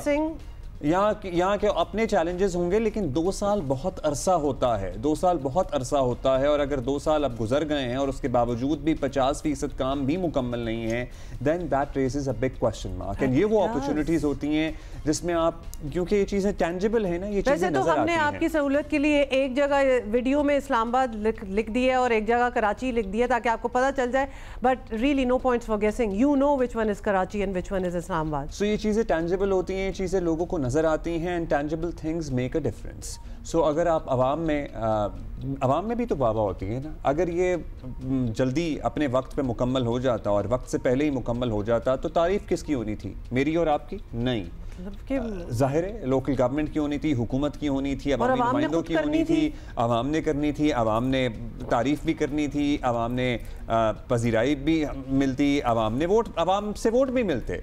सो ultimately when you deliver these things matter. अच्छा, can we just say here कि ये तो हमने एक एग्जांपल आपको दे रहे हैं ना, बिकॉज हमें वो इंस्टेंट कंपैरिजन मिल गया कि इस्लामाबाद में 35 दिनों में बन गया और दूसरी जगह के क्या हालात हैं, वरना माशाल्लाह कराची में बहुत ऐसे तामीराती काम हैं जो कि या तो रुके हुए हैं या फिर ऐसे हो रहे हैं जैसे कोई फिक्र ही नहीं है किसी को कि ठीक है 10-15 साल में चीज़ बन जाएगी। Why we already have so many abandoned ghost buildings in Karachi, जिनमें किसी में स्टे हुआ है तो किसी में फलाना हुआ है, हमें कभी रीजंस भी नहीं पता चलते। भाई मैं बचपन में जब कराची आती थी ना, 1-2 बार आई हूँ पहले, मेरी बहन रहती थी, तो यहाँ सीवीयू के पास एक खंडर जैसी, आपको पता ही है, एक बिल्डिंग है, वो उस जमाने की खाली पड़ी हुई है। इस बात को कितने साल हो चुके हैं, मतलब गिराई दें आप। शाहीन कॉम्प्लेक्स पे जो हयात रीजेंसी बन रहा था वो 1970 से पड़ा हुआ है, वो बस उसका पड़ा फैसला हुआ नहीं हो पा रहा। और ये तो चले हमारा गुजरना वहां से होता है तो हम देख रहे हैं, वरना पूरा कराची इस चीज से भरा हुआ है। या तो आप गिराएं, मतलब पहले I am sorry, make your city a little pretty, ये अच्छा साउंड किया था कैसा है, और वो जो, लेकिन नहीं, कुछ ऐसा नहीं करना।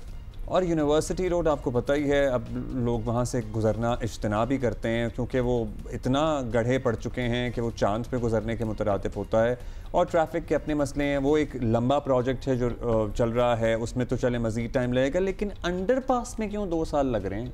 इट्स अ सिंपल थिंग, मतलब बाकी मुल्क में तो रोज़ बन ही रहे हैं, तो थोड़ा सा उधर से ही आई गेस सीख लें। हालांकि अच्छा नहीं लगेगा किसी को ये कहते हुए, ये सुनते हुए कि जी हम ये सीखने सिखाने की बात कर रहे हैं, but how else do you want us to explain this, मतलब कि क्या रीज़न है, क्यों है इस तरह?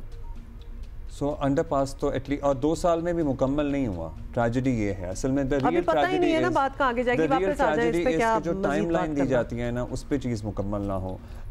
सो या टाइमलाइन ऐसी रखें जिस पे चीज़ मुकम्मल हो जाए ताकि फिर तनकीद का सामना या फिर पहले दिन जो प्रोजेक्ट है ना, आप प्लीज़ हम पे वापस आ जाएं ज़रा, पहले दिन ही, अदरवाइज जो प्रोजेक्ट स्टार्ट होना तो आप बता दिया करें जी 5 साल बाद ही कंप्लीट होगा। मतलब वाई प्रॉमिस कीजिए तो साल के अंदर होने वाला है एंड ऑल दैट, जबकि नहीं होने वाला। और ये कराची के लोग जो है ना, ये बहुत वंस बिटन ट्वाइस शाये हो चुके हैं। अब आप अगर इस किस्म का मंजन बेचेंगे कि ये जो ये होने वाला है 6 महीने में and everything, it's not going to happen because we have seen it time and again. अच्छा जी, अभी हम आगे बढ़ेंगे और आपको बताएंगे कि हुकूमत तबके पर टैक्सों का बोझ कम करने का सोच रही है, मगर ज़मीनी हक़ाइक़ बता रहे हैं कि ऐसा होना फ़िलहाल खासा मुश्किल लग रहा है, क्योंकि हुकूमत के पास रेवेन्यू का कोई ठोस मुतबादिल प्लान दिखाई नहीं देता। टैक्स नेट में इजाफा वैसे ही हुकूमत के लिए ममनुआ इलाका बना हुआ है। वफाकी वज़ीर ख़जाना मोहम्मद औरंगज़ेब ने इस्लामाबाद में एक तकरीब के दौरान कल फिर ये कहा कि हुकूमत बजट में तनख्वाहदार तबकों को टैक्सों में रिलीफ के इक़दाम कर रही है। Thank you.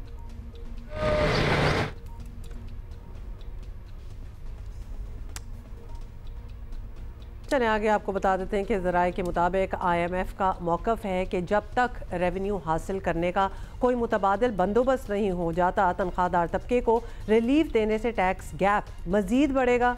अच्छा, और हुकूमत जो है वो रेवेन्यू जमा करने के लिए जो प्लान दे रही है, IMF इससे ज़्यादा मुतमईन नहीं है। पेट्रोल या दीगर चीज़ों पर टैक्स बढ़ाने का मतलब यही होगा कि पहले से टैक्स देने वाले तबके पर मज़ीद बोझ पड़ेगा, जिसमें ज़ाहिर है तनख्वाहदार तबका भी शामिल है। सो वज़ीर ख़जाना ने एक्चुअली क्या कहा, ये सुन लीजिए अब। तो ट्रांसफॉर्मेशन इतनी इम्पोर्टेंट है कि अगर हमने ट्रांसपेरेंसी लानी है, अगर we are going to stop the theft, leakage, corruption, the only way to do it is by reducing the human intervention in everything that we do in FBR. And of course, the process is very important, which we are trying to do, especially in terms of simplifying the returns and the tax forms of the salaried class. We are going to bring some bold measures during the budget, because budget is not just about revenue and expenditure. Budget has to be providing the strategic direction of where the economy is and where it is headed. अच्छा, साथ ही आपको बताएं कि माशी तज्जियाकार पहले दिन से एक ही बात पर जोर दे रहे हैं कि जब तक हुकूमत टैक्स नेट बढ़ाने के इक़दाम नहीं करती, ना तो हुकूमती आमदनी में खातिर खा इजाफा होगा और ना तनख्वाहदार तबके को टैक्स में रिलीफ मिल पाएगा। ये है सूरत हाल। अच्छा, इसी पे बात करते हैं। नासिर हुसैन साहब हमारे साथ मौजूद हैं, रहनुमा हैं तनख्वाहदार इत्तेहाद पाकिस्तान के। नासिर साहब, ओके। नासिर साहब, अस्सलाम वालेकुम। नासिर साहब, जाहिर है इस मरतबा क्या एक्सपेक्ट किया है? कोई एक्सपेक्टेशन है कि कोई रिलीफ आ सकता है बजट में सैलरीड क्लास के लिए, या बोझ और बढ़ रहा है या जैसा है बोझ वैसे ही रहेगा? बिस्मिल्लाहिर्रहमानिर्रहीम। अस्सलाम वालेकुम। बहुत शुक्रिया आप लोगों जियो का सैलरीड क्लास अलायंस पाकिस्तान को एक दफ़ा फिर मौका देने का, अपना मौके पे पेश करने के लिए। देखें, जब पिछले साल का बजट पेश हुआ था और गवर्नमेंट ने कहा था कि हमने टैक्स रेट्स इसलिए बढ़ाए कि हमें कम से कम 75 अरब रुपए की और आमदनी होगी, और पिछले साल की टैक्स कलेक्शन 2024 की 368 अरब रुपए थी। लेकिन इस साल सिर्फ 9 महीने में, यानी कि जुलाई टू अप्रैल ही टैक्स कलेक्शन 391 अरब रुपए की हो चुकी है, यानी कि पिछले साल से ऑलरेडी एक्सीड कर चुकी है, और अप्रैल तक आते आते तकरीबन ये 450 अरब रुपए की हो चुकी है। तो आप सोचें कि गवर्नमेंट ने ये वाहिद सेक्टर है जो इंडिविजुअल्स का जो इतना ज़्यादा डायरेक्ट टैक्स पे कर रहा है। इसी वजह से हमने पहले भी रिक्वेस्ट की थी गवर्नमेंट से कि जो आपने सैलरी टैक्स रेट इतने बढ़ा दिए हैं, हाईएस्ट स्लैब 3.35% 4.1 मिलियन के बाद आ जाता है, और 10 मिलियन की इनकम के बाद टैक्स ऑन टैक्स 10% भी लग जाता है, तो ये बहुत ज़्यादा लोगों को मुश्किलात पैदा करेगा, और ऐसा ही हो रहा है, लोगों की डिस्पोजल इनकम कम हो गई। इसीलिए हमने रिक्वेस्ट करते रहे, हमने फाइनेंस मिनिस्टर को भी लेटर लिखा है, रिक्वेस्ट किए कि कंसिडर करें कम से कम मिनिमम थ्रेशोल्ड को वो 12 लाख रुपए तक सालाना पे ले जाए कि वहाँ कोई टैक्स ना हो, ये 10% सरचार्ज ख़त्म किया जाए, स्लैब्स थोड़े कम किए जाएँ, और जो रिलीफ पहले मिला करता था म्यूचुअल फंड इन्वेस्टमेंट में और इंश्योरेंस की इन्वेस्टमेंट में, शेयर्स के IPO वगैरह में, वो उन रिलीफ को बहाल किया जाए, जिससे मुल्क में इन्वेस्टमेंट भी बढ़ेगी। तो कुछ ऐसी देखें वाइब्स तो आ रही हैं कि गवर्नमेंट कंसिडर कर रही है कि तनख्वाहदार तबके को, जो शायद इस वक्त सबसे बड़ी सोर्स बन गया है डायरेक्ट टैक्स की, इंडिविजुअल्स की, रिटेलर से गवर्नमेंट टैक्स नहीं ले पा रही, और सेक्टर भी है, आपको पता है एग्रीकल्चर का टारगेट ऑलरेडी बहुत कम है इनकम टैक्स का, तो तनख्वाहदार तबका जो इतना ज़्यादा कंट्रीब्यूट कर रहा है उसको अब वक्त आ गया है कि थोड़ा रिलीफ दिया जाए। अच्छा, नासिर साहब, क्या एक्सपेक्टेशन है आपकी? चलें, ये तो एक एवेन्यू हो गया जिसमें हमने बात कर ली, और ये भी शायद हो जाए शायद ना हो, अभी किसी को पता नहीं है, लेकिन क्या चेंजेस आप इस बजट में आप देख रहे हैं जो होने वाले हैं, जो कि मुस्बत होंगे हमारी इकोनॉमी के लिए? देखिए, ज़ाहिर बात है, जिस तरह गवर्नमेंट को अपना निज़ाम चलाने के लिए टैक्सेस की ज़रूरत तो है, हमें पता है इस बात का, लेकिन उसके साथ साथ सोसाइटी के हर सेक्टर को इसमें कंट्रीब्यूट करना पड़ेगा। जैसे अब जो बातें आ रही है टैक्स बेस को मजीद एक्सपेंड किया जाए, सूबों की तरफ से अब एग्रीकल्चर टैक्स के कानून भी पास हो गए हैं, उसमें बज़ाहिर तो टैक्स की शरह बहुत कम है, टारगेट्स नहीं है, लेकिन हम इस बात को खुशाइंद लेते हैं कि कम अज़ कम एक स्टार्ट तो हो गया है। तो गवर्नमेंट को रिटेलर्स हो गए, ट्रेडर्स हो गए, या जो भी, देखिए इनकम टैक्स का मकसद क्या है कि जो भी कमा रहा है इस मुल्क में काम करते हुए, उसको उसका ड्यू टैक्स देना है। वो ये क्या है कि सैलरीड पे बर्डन बढ़ता जा रहा है, वो अनफेयर टैक्सेशन हो रही है, रिलीफ भी नहीं है, हमें कोई बेनिफिट भी नहीं है।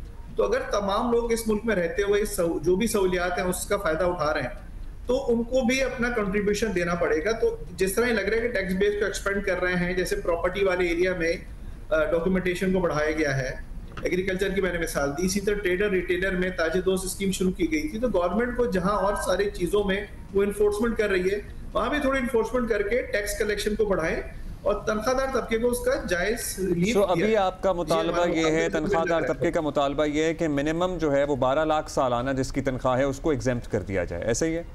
बिल्कुल जी, बिल्कुल। इस पे कोई पेशरफ्त होती हुई नजर आ रही है आपको? आपने लिखा भी है? जी, हमने लिखा भी है, और जो हमारी अब तक की जाहिर बात है डायरेक्ट चैनल से तो नहीं, जो डायरेक्ट चैनल से जो फीडबैक हमें मिल रहा है उसमें लग रहा है कि इन चीज़ों को कुछ हद तक कंसिडर किया जा रहा है। हम ये चाहते हैं कि एक ब्रॉड बेस रिलीफ आए, सिर्फ ये नहीं कि टैक्स कम हो, जैसे मैंने कहा कि जो टैक्स क्रेडिट के जो एवेन्यूज थे उनको भी बहाल किया जाए, क्योंकि उससे ओवरऑल सोसाइटी में इन्वेस्टमेंट को फरोग मिलेगा। Absolutely, that's another very important point. बहुत शुक्रिया आपका सर, नासिर हुसैन साहब। Thank you for being with us. अच्छा जी, कल से किताब एक आई, हमारे पास भी आई है, फरहतुल्लाह बाबर साहब की किताब है, और किताब है the presidency, the Zardari presidency, ये किताब का नाम है। और उसमें इंकशाफ किया गया है कि सदर आसिफ अली जरदारी ने जनरल इशफाक परवेज़ कियानी की रजामंदी हासिल करने के बाद जनरल परवेज़ मुशर्रफ को मुस्ताफ़ी होने पर मजबूर किया था। और एक्चुअली क्या क्या इवेंट्स हुए थे, 111 ब्रिगेड का भी जिक्र है, जजेस बहाली तहरीक के दौरान, बड़ी इंसाइट्स हैं। सो 2008 से 2013 तक का जो टाइम था of presidency of Asif Ali Zardari साहब, उस पे बेस्ड है ये बुक। उमर चीमा साहब ने पढ़ ली है, तकरीबन पढ़ ली है, सो हम मौजूद हैं, सीनियर जर्नलिस्ट हैं। चीमा साहब, ज़रा प्लीज़ बताइए क्या होशरुबा इंकशाफात हैं। बहुत सी चीज़ें तो आपको पता है पहले ही ऑन रिकॉर्ड होती हैं, लेकिन बहुत सी चीज़ें अब इस किताब के थ्रू भी मालूम हो रही हैं। सो क्या वजह बनी या कब राहें जुदा हुई जनरल कियानी और जनरल मुशर्रफ की, और फिर जरदारी साहब ने उनकी रजामंदी हासिल की और फिर सारा कुछ हुआ? अच्छा, मैंने किताब पढ़ी है, एक तो आपके ज़हन में होगा जो फरहतुल्लाह बाबर साहब है ना, ये फॉर्मर जर्नलिस्ट हैं, तो लिहाजा वो जब कोई फॉर्मर जर्नलिस्ट किसी ऐसे पब्लिक प्लेस पर होता है तो वो चीज़ों को एक जर्नलिस्ट एंगल से भी देख रहा होता है। तो ये कोई अपनी डायरी को मेंटेन रखते थे कि जो बड़े बड़े इवेंट्स हैं, यानी कि उस टाइम क्या हुआ, वो सारी चीज़ें वो नोट कर लेते थे।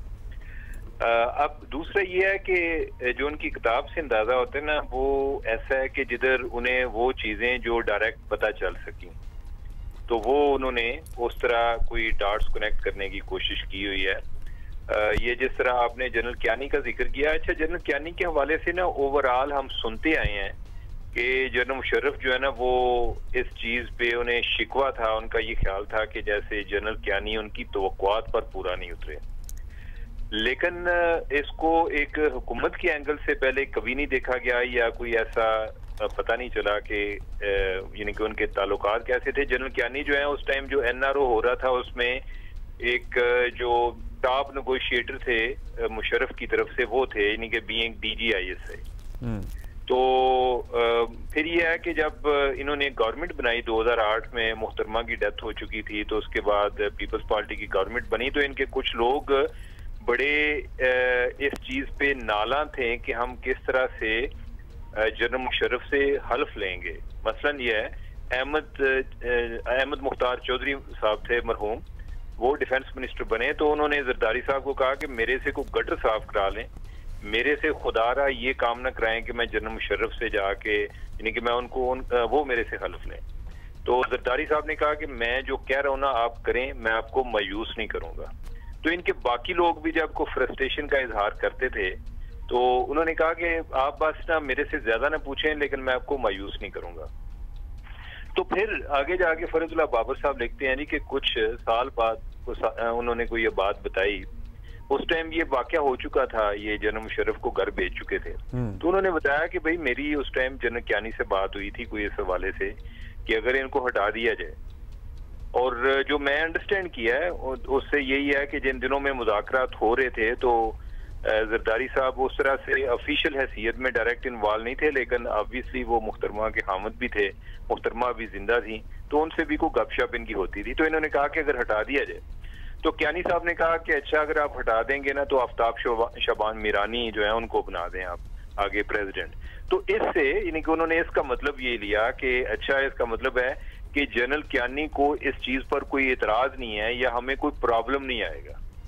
तो लिहाजा वो चीजों को फिर जो वक्त आया तो उस तरह से वो आगे उनको अपनी जो मूवमेंट जो भी जिस तरीके से आगे बढ़ सकते थे, इनिशियली उनके जो अपने बड़े लॉयलिस्ट किस्म के MPs थे मुख्तलिफ प्रोविंशियल असम्बलीज में, उनको जरदारी साहब ने कहा कि आप इसमें आप रेजोल्यूशन मूव करें कि इनकी इम्पीचमेंट होनी चाहिए। फिर पार्टी की तरफ से बयान आ गया, फिर जो जनरल महमूद दुरानी हैं वो इनके साथ काम कर चुके थे और वो नेशनल सिक्योरिटी एडवाइजर भी थे, उनके जरिए जनरल मुशर्रफ को पैगाम भेजा गया और जनरल मुशर्रफ जो है इस पे शुरू में खफा हुए, लेकिन जब उन्हें लगा कि प्रेशर बिल्ड हो रहा है और इन्होंने चार्जशीट तैयार कर ली है, और सबसे बड़ी बात वो ये है कि फौज उनका साथ नहीं दे रही, तो लिहाजा फिर उन्होंने जाके फाइनली रिजाइन किया। तो उस लिहाज से जो वो पहले बात हुई थी उससे इन्होंने उसका यही मतलब लिया था कि जनरल कियानी जो है इनको कोई प्रॉब्लम नहीं होगा अगर हम इनके खिलाफ एक्शन लेते हैं। हाँ, ये कुछ बातों पे इनका इत्तेफाक था कि हम उनको उस तरह से जलील नहीं करेंगे, अगर वो रिजाइन कर देते हैं तो हम इनको गार्ड ऑफ ऑनर के साथ भेज देंगे हम, और दूसरा ये है कि हम इन पे आर्टिकल 6 भी नहीं लगाएंगे, हम इन पे कोई और जो मिसकंडक्ट की कोई चार्जशीट है कि जिसकी बुनियाद पे इम्पीचमेंट हो सकती है उसके तहत इनको ट्राई करेंगे। जी चलिए जी, आप ये किताब पढ़ सकते हैं। Thank you Umar Cheema. कुछ बातों का आपने किया मुख्तसरन, इस किताब में और भी बहुत सी बातें हैं। दज़रदारी if you are history buff ही हम कह देंगे, बहुत से लोगों के लिए they want to know actually क्या हो रहा था, क्योंकि इतनी भी पुरानी बात नहीं है, you would like to know, तो this is the book to read.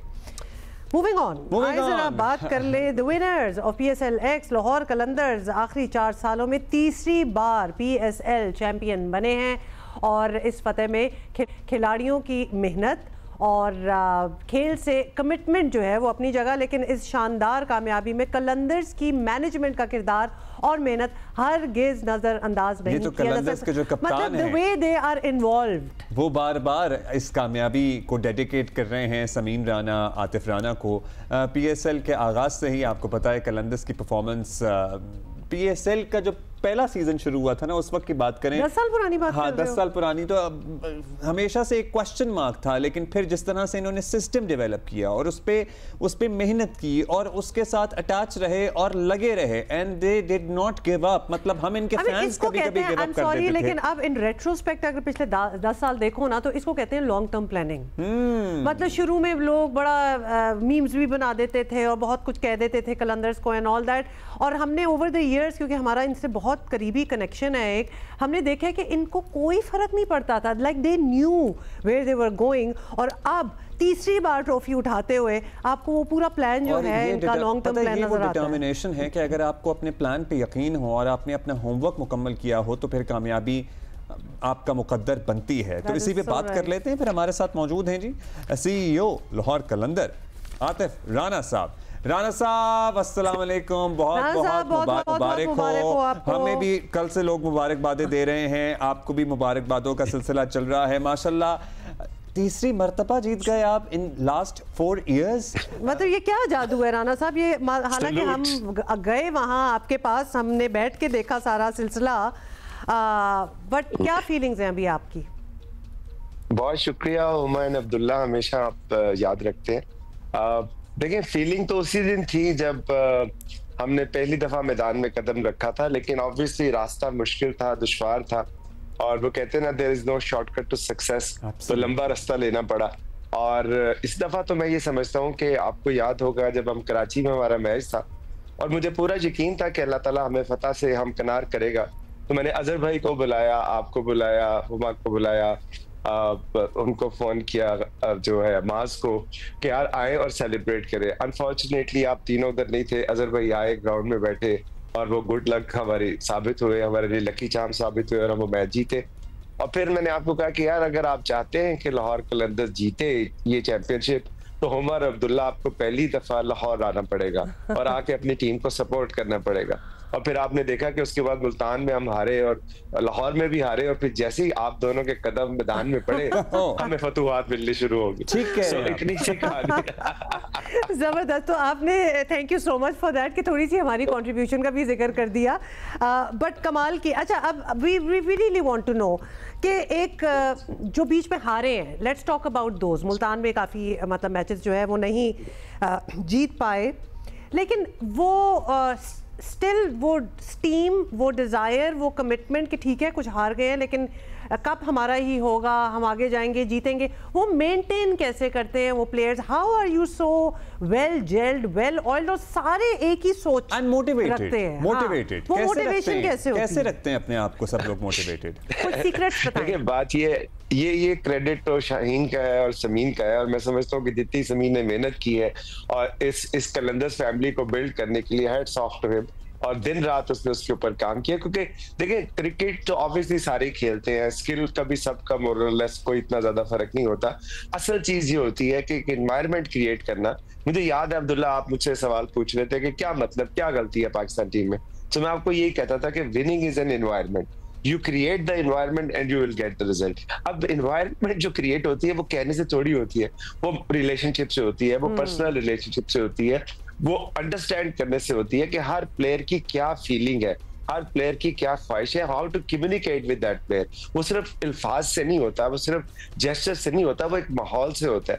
तो मैं समझता हूँ कि ये सारा क्रेडिट जो है वो समीन को जाता है, शाहीन को जाता है कि जिस तरह उन्होंने अपनी टीम को लीड किया और पूरी दुनिया में साबित किया। ये क्रेडिट आप सर्टनली दे रहे हैं, लेकिन what worked in your favour? अभी तो कोच भी नहीं थे कोई आपके पास, मतलब the player selection worked in your favor, कप्तानी worked in your favor, the माहौल of the team worked in your favor। और बीच में वो वॉर का एक ब्रेक आई, उसके बाद मतलब आपके प्लेयर्स वापस आए खेलने के लिए, डेडिकेशन का तो कोई हमें पता है कि है। आप जिसके साथ ताल्लुक बनाते हैं वो 7 समंदर क्या 10 समंदर भी पार करके पहुंचेगा। हाँ, वो तो हमें फर्स्ट हैंड एक्सपीरियंस है, बट हैविंग सेड दैट हम फिर भी वो मैजिक देखें, हम आपसे पूछ रहे हैं बिकॉज बाकी टीम्स भी आपकी तरफ देख रही हैं कि वो मैजिक है आपका। देखिए वो ऑब्वियसली बात यह है कि अब्दुल्ला कि एक टीम वर्क तो होता ही होता है, और दूसरी चीज सबसे इंपॉर्टेंट ये है कि आपने सीजन के शुरू होने से पहले आपने मेरे साथ सलमान नसीर को बुलाया था, जो लव्स है मेरे। मैंने आपको उस वक्त भी ये कहा था कि बड़े अरसे से हमारी एक ख्वाहिश थी कि सलमान नसीर PSL को हेड करें। तो जब उन्होंने हेड किया तो मीनारे पाकिस्तान से हमने अपनी ये कैंपेन शुरू की, और वो भी सलमान नसीर को डेडिकेट किया। और ये जो ट्रॉफी है ये भी हम लव को डेडिकेट करते हैं। ये वाली ट्रॉफी कौन सी है? जरा ये मुझे पता है आपके पास रखी हुई है, लेकिन ये जरा दिखा भी नहीं, जरा फ्रेम में भी आपको। हाँ ये अब आ गई नजर। अच्छा राना साहब, आपको पता है ना ये ट्रॉफी हमारे स्टूडियो में भी आई थी, हमने भी बड़ी इसके साथ तस्वीरें खिंचवाई। हमें नहीं पता था कि एक्चुअली ये हमारे पास वापस आ जाएगी, वापस आ गई है। लाहौर कलंदर को मिलना मींस हमें मिलना, तो लिहाजा हम बड़े खुश हैं। तो मैं ये आपको अर्ज कर रहा था कि ये ट्रॉफी जो है वो फिर हमने ये ट्रॉफी भी लव को डेडिकेट किया कि उसने जितनी मेहनत की। और देखिए मैं आपको बताऊं कि जिस तरह पाकिस्तान में हालात हुए, जिस तरह इंडिया ने अटैक किया, जिस तरह प्लेयर्स गए, जिस तरह फिर हमें रिप्लेसमेंट लेनी पड़ी, और फिर जिस तरह वापस आए, इट वाज नॉट इजी। और मैं समझता हूँ credit goes to Mohsin Naqvi and his team कि जिस तरह उन्होंने सारा परफॉर्म किया, मैचेस दोबारा शुरू कराए, वही माहौल क्रिएट किया, उससे बेहतर माहौल क्रिएट हुआ, लोगों ने आप सपोर्ट किया। और मैं ये समझता हूँ कि ये सारा क्रेडिट जो है वो हमारे फैंस को भी जाता है।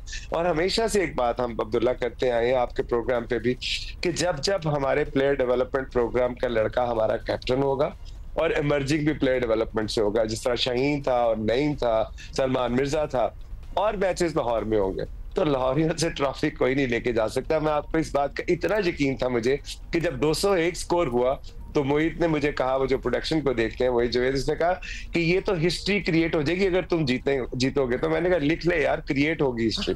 और जब आखिरी 3 ओवर थे जिसमें हमारा कोई 40-50 स्कोर रहता था, वो मेरे पास आया, उसने कहा सुपर ओवर कराने का इरादा है। मैंने कहा यार बात सुन, ये कप हमारा है और हमारा ही रहेगा, क्योंकि जो 35,000 बड़ा जबरदस्त है, और जैसे कहते हैं ना मैनिफेस्टेशन है जो बड़ा अच्छा आपके लिए काम करती है। दूसरी अब्दुल्ला एक चीज और दूसरी जो मैं स्पेशली यहाँ पे शुक्रिया अदा करूंगा US जी, मैं उन्हीं के बारे में सवाल कर रहा था कि आपने मतलब उन्हें अपने साथ ही बिठाए रखा, वो ग्राउंड के चक्कर लगाती रही। उनको क्रिकेट का पता था, आप साथ-साथ समझा रहे थे। अमेरिकी और क्रिकेट जरा मुख्तलिफ है, लेकिन आपने उन्हें कलंदर कर दिया, ये कैसे हुआ? नहीं, वो हमारा लकी चांद थी। जब इस्लामाबाद में हमारा जब मैच शुरू हुआ तो देखें इंडिया ने जो हमारे पे अटैक किया था, उन्होंने भी तो LQ का अकाउंट उन्होंने बंद किए थे वहां पे लाहौर कलंदर्स के सोशल मीडिया के। पूरी किसी और मतलब बाकी सब तो चले पॉलिटिकल एंटिटीज है ना या जर्नलिस्ट होंगे, स्पोर्ट्स का क्या ताल्लुक है, उन्होंने लाहौर कलंदर का अकाउंट बंद कर दिया। तो उसके जवाब में फिर मैंने रीच आउट किया US चार्ज डे फेयर को, और उनको मैंने कहा कि जी आप प्लीज हमारे साथ आए और हमारे साथ ग्राउंड में बैठ के मैच देखें। और it's very nice of her कि वो आई और ना सिर्फ हमारी शर्ट पहनी बल्कि उसके साथ साथ हमारे साथ बैठ के भरपूर सपोर्ट किया पिंडी स्टेडियम में। और उसके बाद जब वो मैच जीते तो मैंने कहा यार आप हमारी लकी चाम है, तो अब आपने लाहौर भी आना। तो उन्होंने कहा एक शर्त पे आओगी कि अगर आप फाइनल में पहुंचेंगे। मैंने कहा डन हो गया, और फाइनल में आप हमारी होम शर्ट पहनेंगे। So it's very nice of her. मैं समझता हूँ कि जिस तरह उन्होंने सपोर्ट किया, और सारे अरसे में मजे की बात यह है कि पहले मैच में उन्होंने 5-5.5 घंटे स्पेंड किए, उसके बाद इस मैच में 3-3.5 घंटे, तो क्रिकेट उनको पूरी तरह समझ आ गया। जबरदस्त, ये बड़ा आपने बड़ा अच्छा काम कर दिया। सुपर एक्साइटेड, ये आप लोगों ने कन्वर्ट कर दिया। मैं आपको एक और बात बताऊं कि जिस तरह उन्होंने पूरे स्टेडियम में शर्टें जो है वो तकसीम की, पिंडी में भी की, यहाँ भी की, तो एक क्लियर कट मैसेज गया ना कि हम एक पीस लविंग नेशन है, हमें जंग से कुछ लेना देना नहीं है, हम एंजॉय करना चाहते हैं। हमारे पड़ोसियों को बड़ा नागवार गुजर रहा होगा ये विजुअल, यहाँ अभी श्योर अबाउट इट। अच्छा राना साहब, आपसे हमने कुछ और भी पूछना है, क्योंकि अब ऑब्वियसली और भी टीमें हैं, फ्रेंचाइजेज हैं, लेकिन LQ जो है लाहौर कलंदर एक वाहिद फ्रेंचाइज है जो बाकायदा क्रिकेट टैलेंट की ना सिर्फ तलाश में रहती है बल्कि क्रिकेट एकेडमी की शक्ल इख्तियार कर गई है। आप लोग ढूंढते रहते हैं, आप लोग रुकते नहीं है। मतलब हारिस रऊफ, शाहीन शाह आफरीदी बेहतरीन एग्जांपल्स हैं इसके, बट यू डोंट स्टॉप। तो आपको यकीन भी है कि हमारे पास मजीद और टैलेंट पड़ा हुआ है और आप लोग मतलब खोज में रहते हैं even through out the year जब मैचेस नहीं भी हो रहे होते। ये कैसे कर रहे हैं आप इतने सालों? बात की है कि हमारा कॉन्सेप्ट फर्क था ना। मुझे क्रिकेट का शौक था, ना मैं क्रिकेट खेलता था, ना मैं क्रिकेट देखता था। मेरा मकसद एक ही था कि पाकिस्तानी यूथ को एम्पावर करना है, उनको ग्राउंडों में वापस लेके आना है, उनको दुनिया को शोकेस करना है कि हमारे यहाँ कितना टैलेंट है। तो जब आपका मिशन ही यूथ की एंगेजमेंट हो तो फिर ये क्रिकेट तो बहुत पीछे रह जाती है ना। तो ऑब्वियसली चूंकि हमारा प्लेटफॉर्म क्रिकेट था, तो हम क्रिकेट के टैलेंट की तलाश में निकले, और हमें ये भी कहा गया कि इस मुल्क में टैलेंट खत्म हो गया। जब पहला सीजन हमारा जो हमारे रिजल्ट इतने अच्छे नहीं आए थे, तो उसके बाद फिर आप इस दफा आपने देखा कि मीनार पाकिस्तान में हमने लॉन्च किया फ्रेंड्स ऑफ कलंदर्स का, ठीक है। और फ्रेंड्स ऑफ कलंदर्स के तहत अब हम हर तरफ हर शोबे में जा रहे हैं, और इंशाल्लाह आने वाले सालों में, आने वाले महीनों में आप देखेंगे कि ना सिर्फ क्रिकेट पे बल्कि पाकिस्तान के हर शोबे में मैं ये बात साबित करूंगा कि पाकिस्तान में टैलेंट बेपनाह है। बिल्कुल, और इस सिलसिले में आपका बहुत जबरदस्त प्लान है, एकेडमीज बनानी है। हमने आपको पहले ही कहा है हम आपके लिए दस्तयाब हैं जब भी आपने किसी को ट्रेनिंग करानी हो हमारे शोबे से रिलेटेड। अब राना साहब, आप माशाल्लाह ट्रॉफी हासिल करते ही SOS विलेज पहुंचे। इन बच्चों को आप लोगों ने ग्राउंड में भी मदू किया था, उनको मेहमान बनाया था, मैच दिखाया, फिर वहाँ पे आप बच्चों के साथ सेलिब्रेशन की। हाउ वाज द एक्सपीरियंस, और फिर आगे कहाँ कहाँ जा रही है ट्रॉफी? हमारे पास तो आएगी, हमें पता ही है। डेफिनेटली, देखिए बात यह है कि आपको शायद याद होगा कि जब इस दफा पहली दफा लब ने ट्रॉफी टूर अरेंज किया तो लाहौर में 2 दिन के लिए ट्रॉफी आई। तो एक दिन हम यूनिवर्सिटी ऑफ लाहौर गए और एक दिन हमने अफ्तारी की SOS विलेज के बच्चों के साथ, और उनके लिए गुडी बैग्स भी लेके गए। और फिर वहां पे हमने उनसे कमिट किया कि हम आपको मैच भी दिखाएंगे, तो मैचेस पे भी उनको बुलाया। अब हुआ ये कि जिस दिन फाइनल था उस दिन उनकी जो प्रिंसिपल है उनका मुझे मैसेज आया कुछ 4 बजे के करीब शाम को कि आतिफ मुझे टिकट्स चाहिए, मेरे बच्चों ने आना। तो मैंने कहा आप अगर मैच के बाद करती तो ज्यादा बेहतर होता, क्योंकि अभी तो बहुत जल्दी कर दिया आपने। तो इस वक्त तो मैं आपको बस की टिकट दे सकता हूँ, मैच की तो खत्म होगी। लेकिन मैंने उनसे कहा कि मैं आपसे वादा करता हूँ कि जब भी ट्रॉफी जीतेंगे हम आपके पास आएंगे। अच्छा, अब ये मेरी अपनी एक सोच है।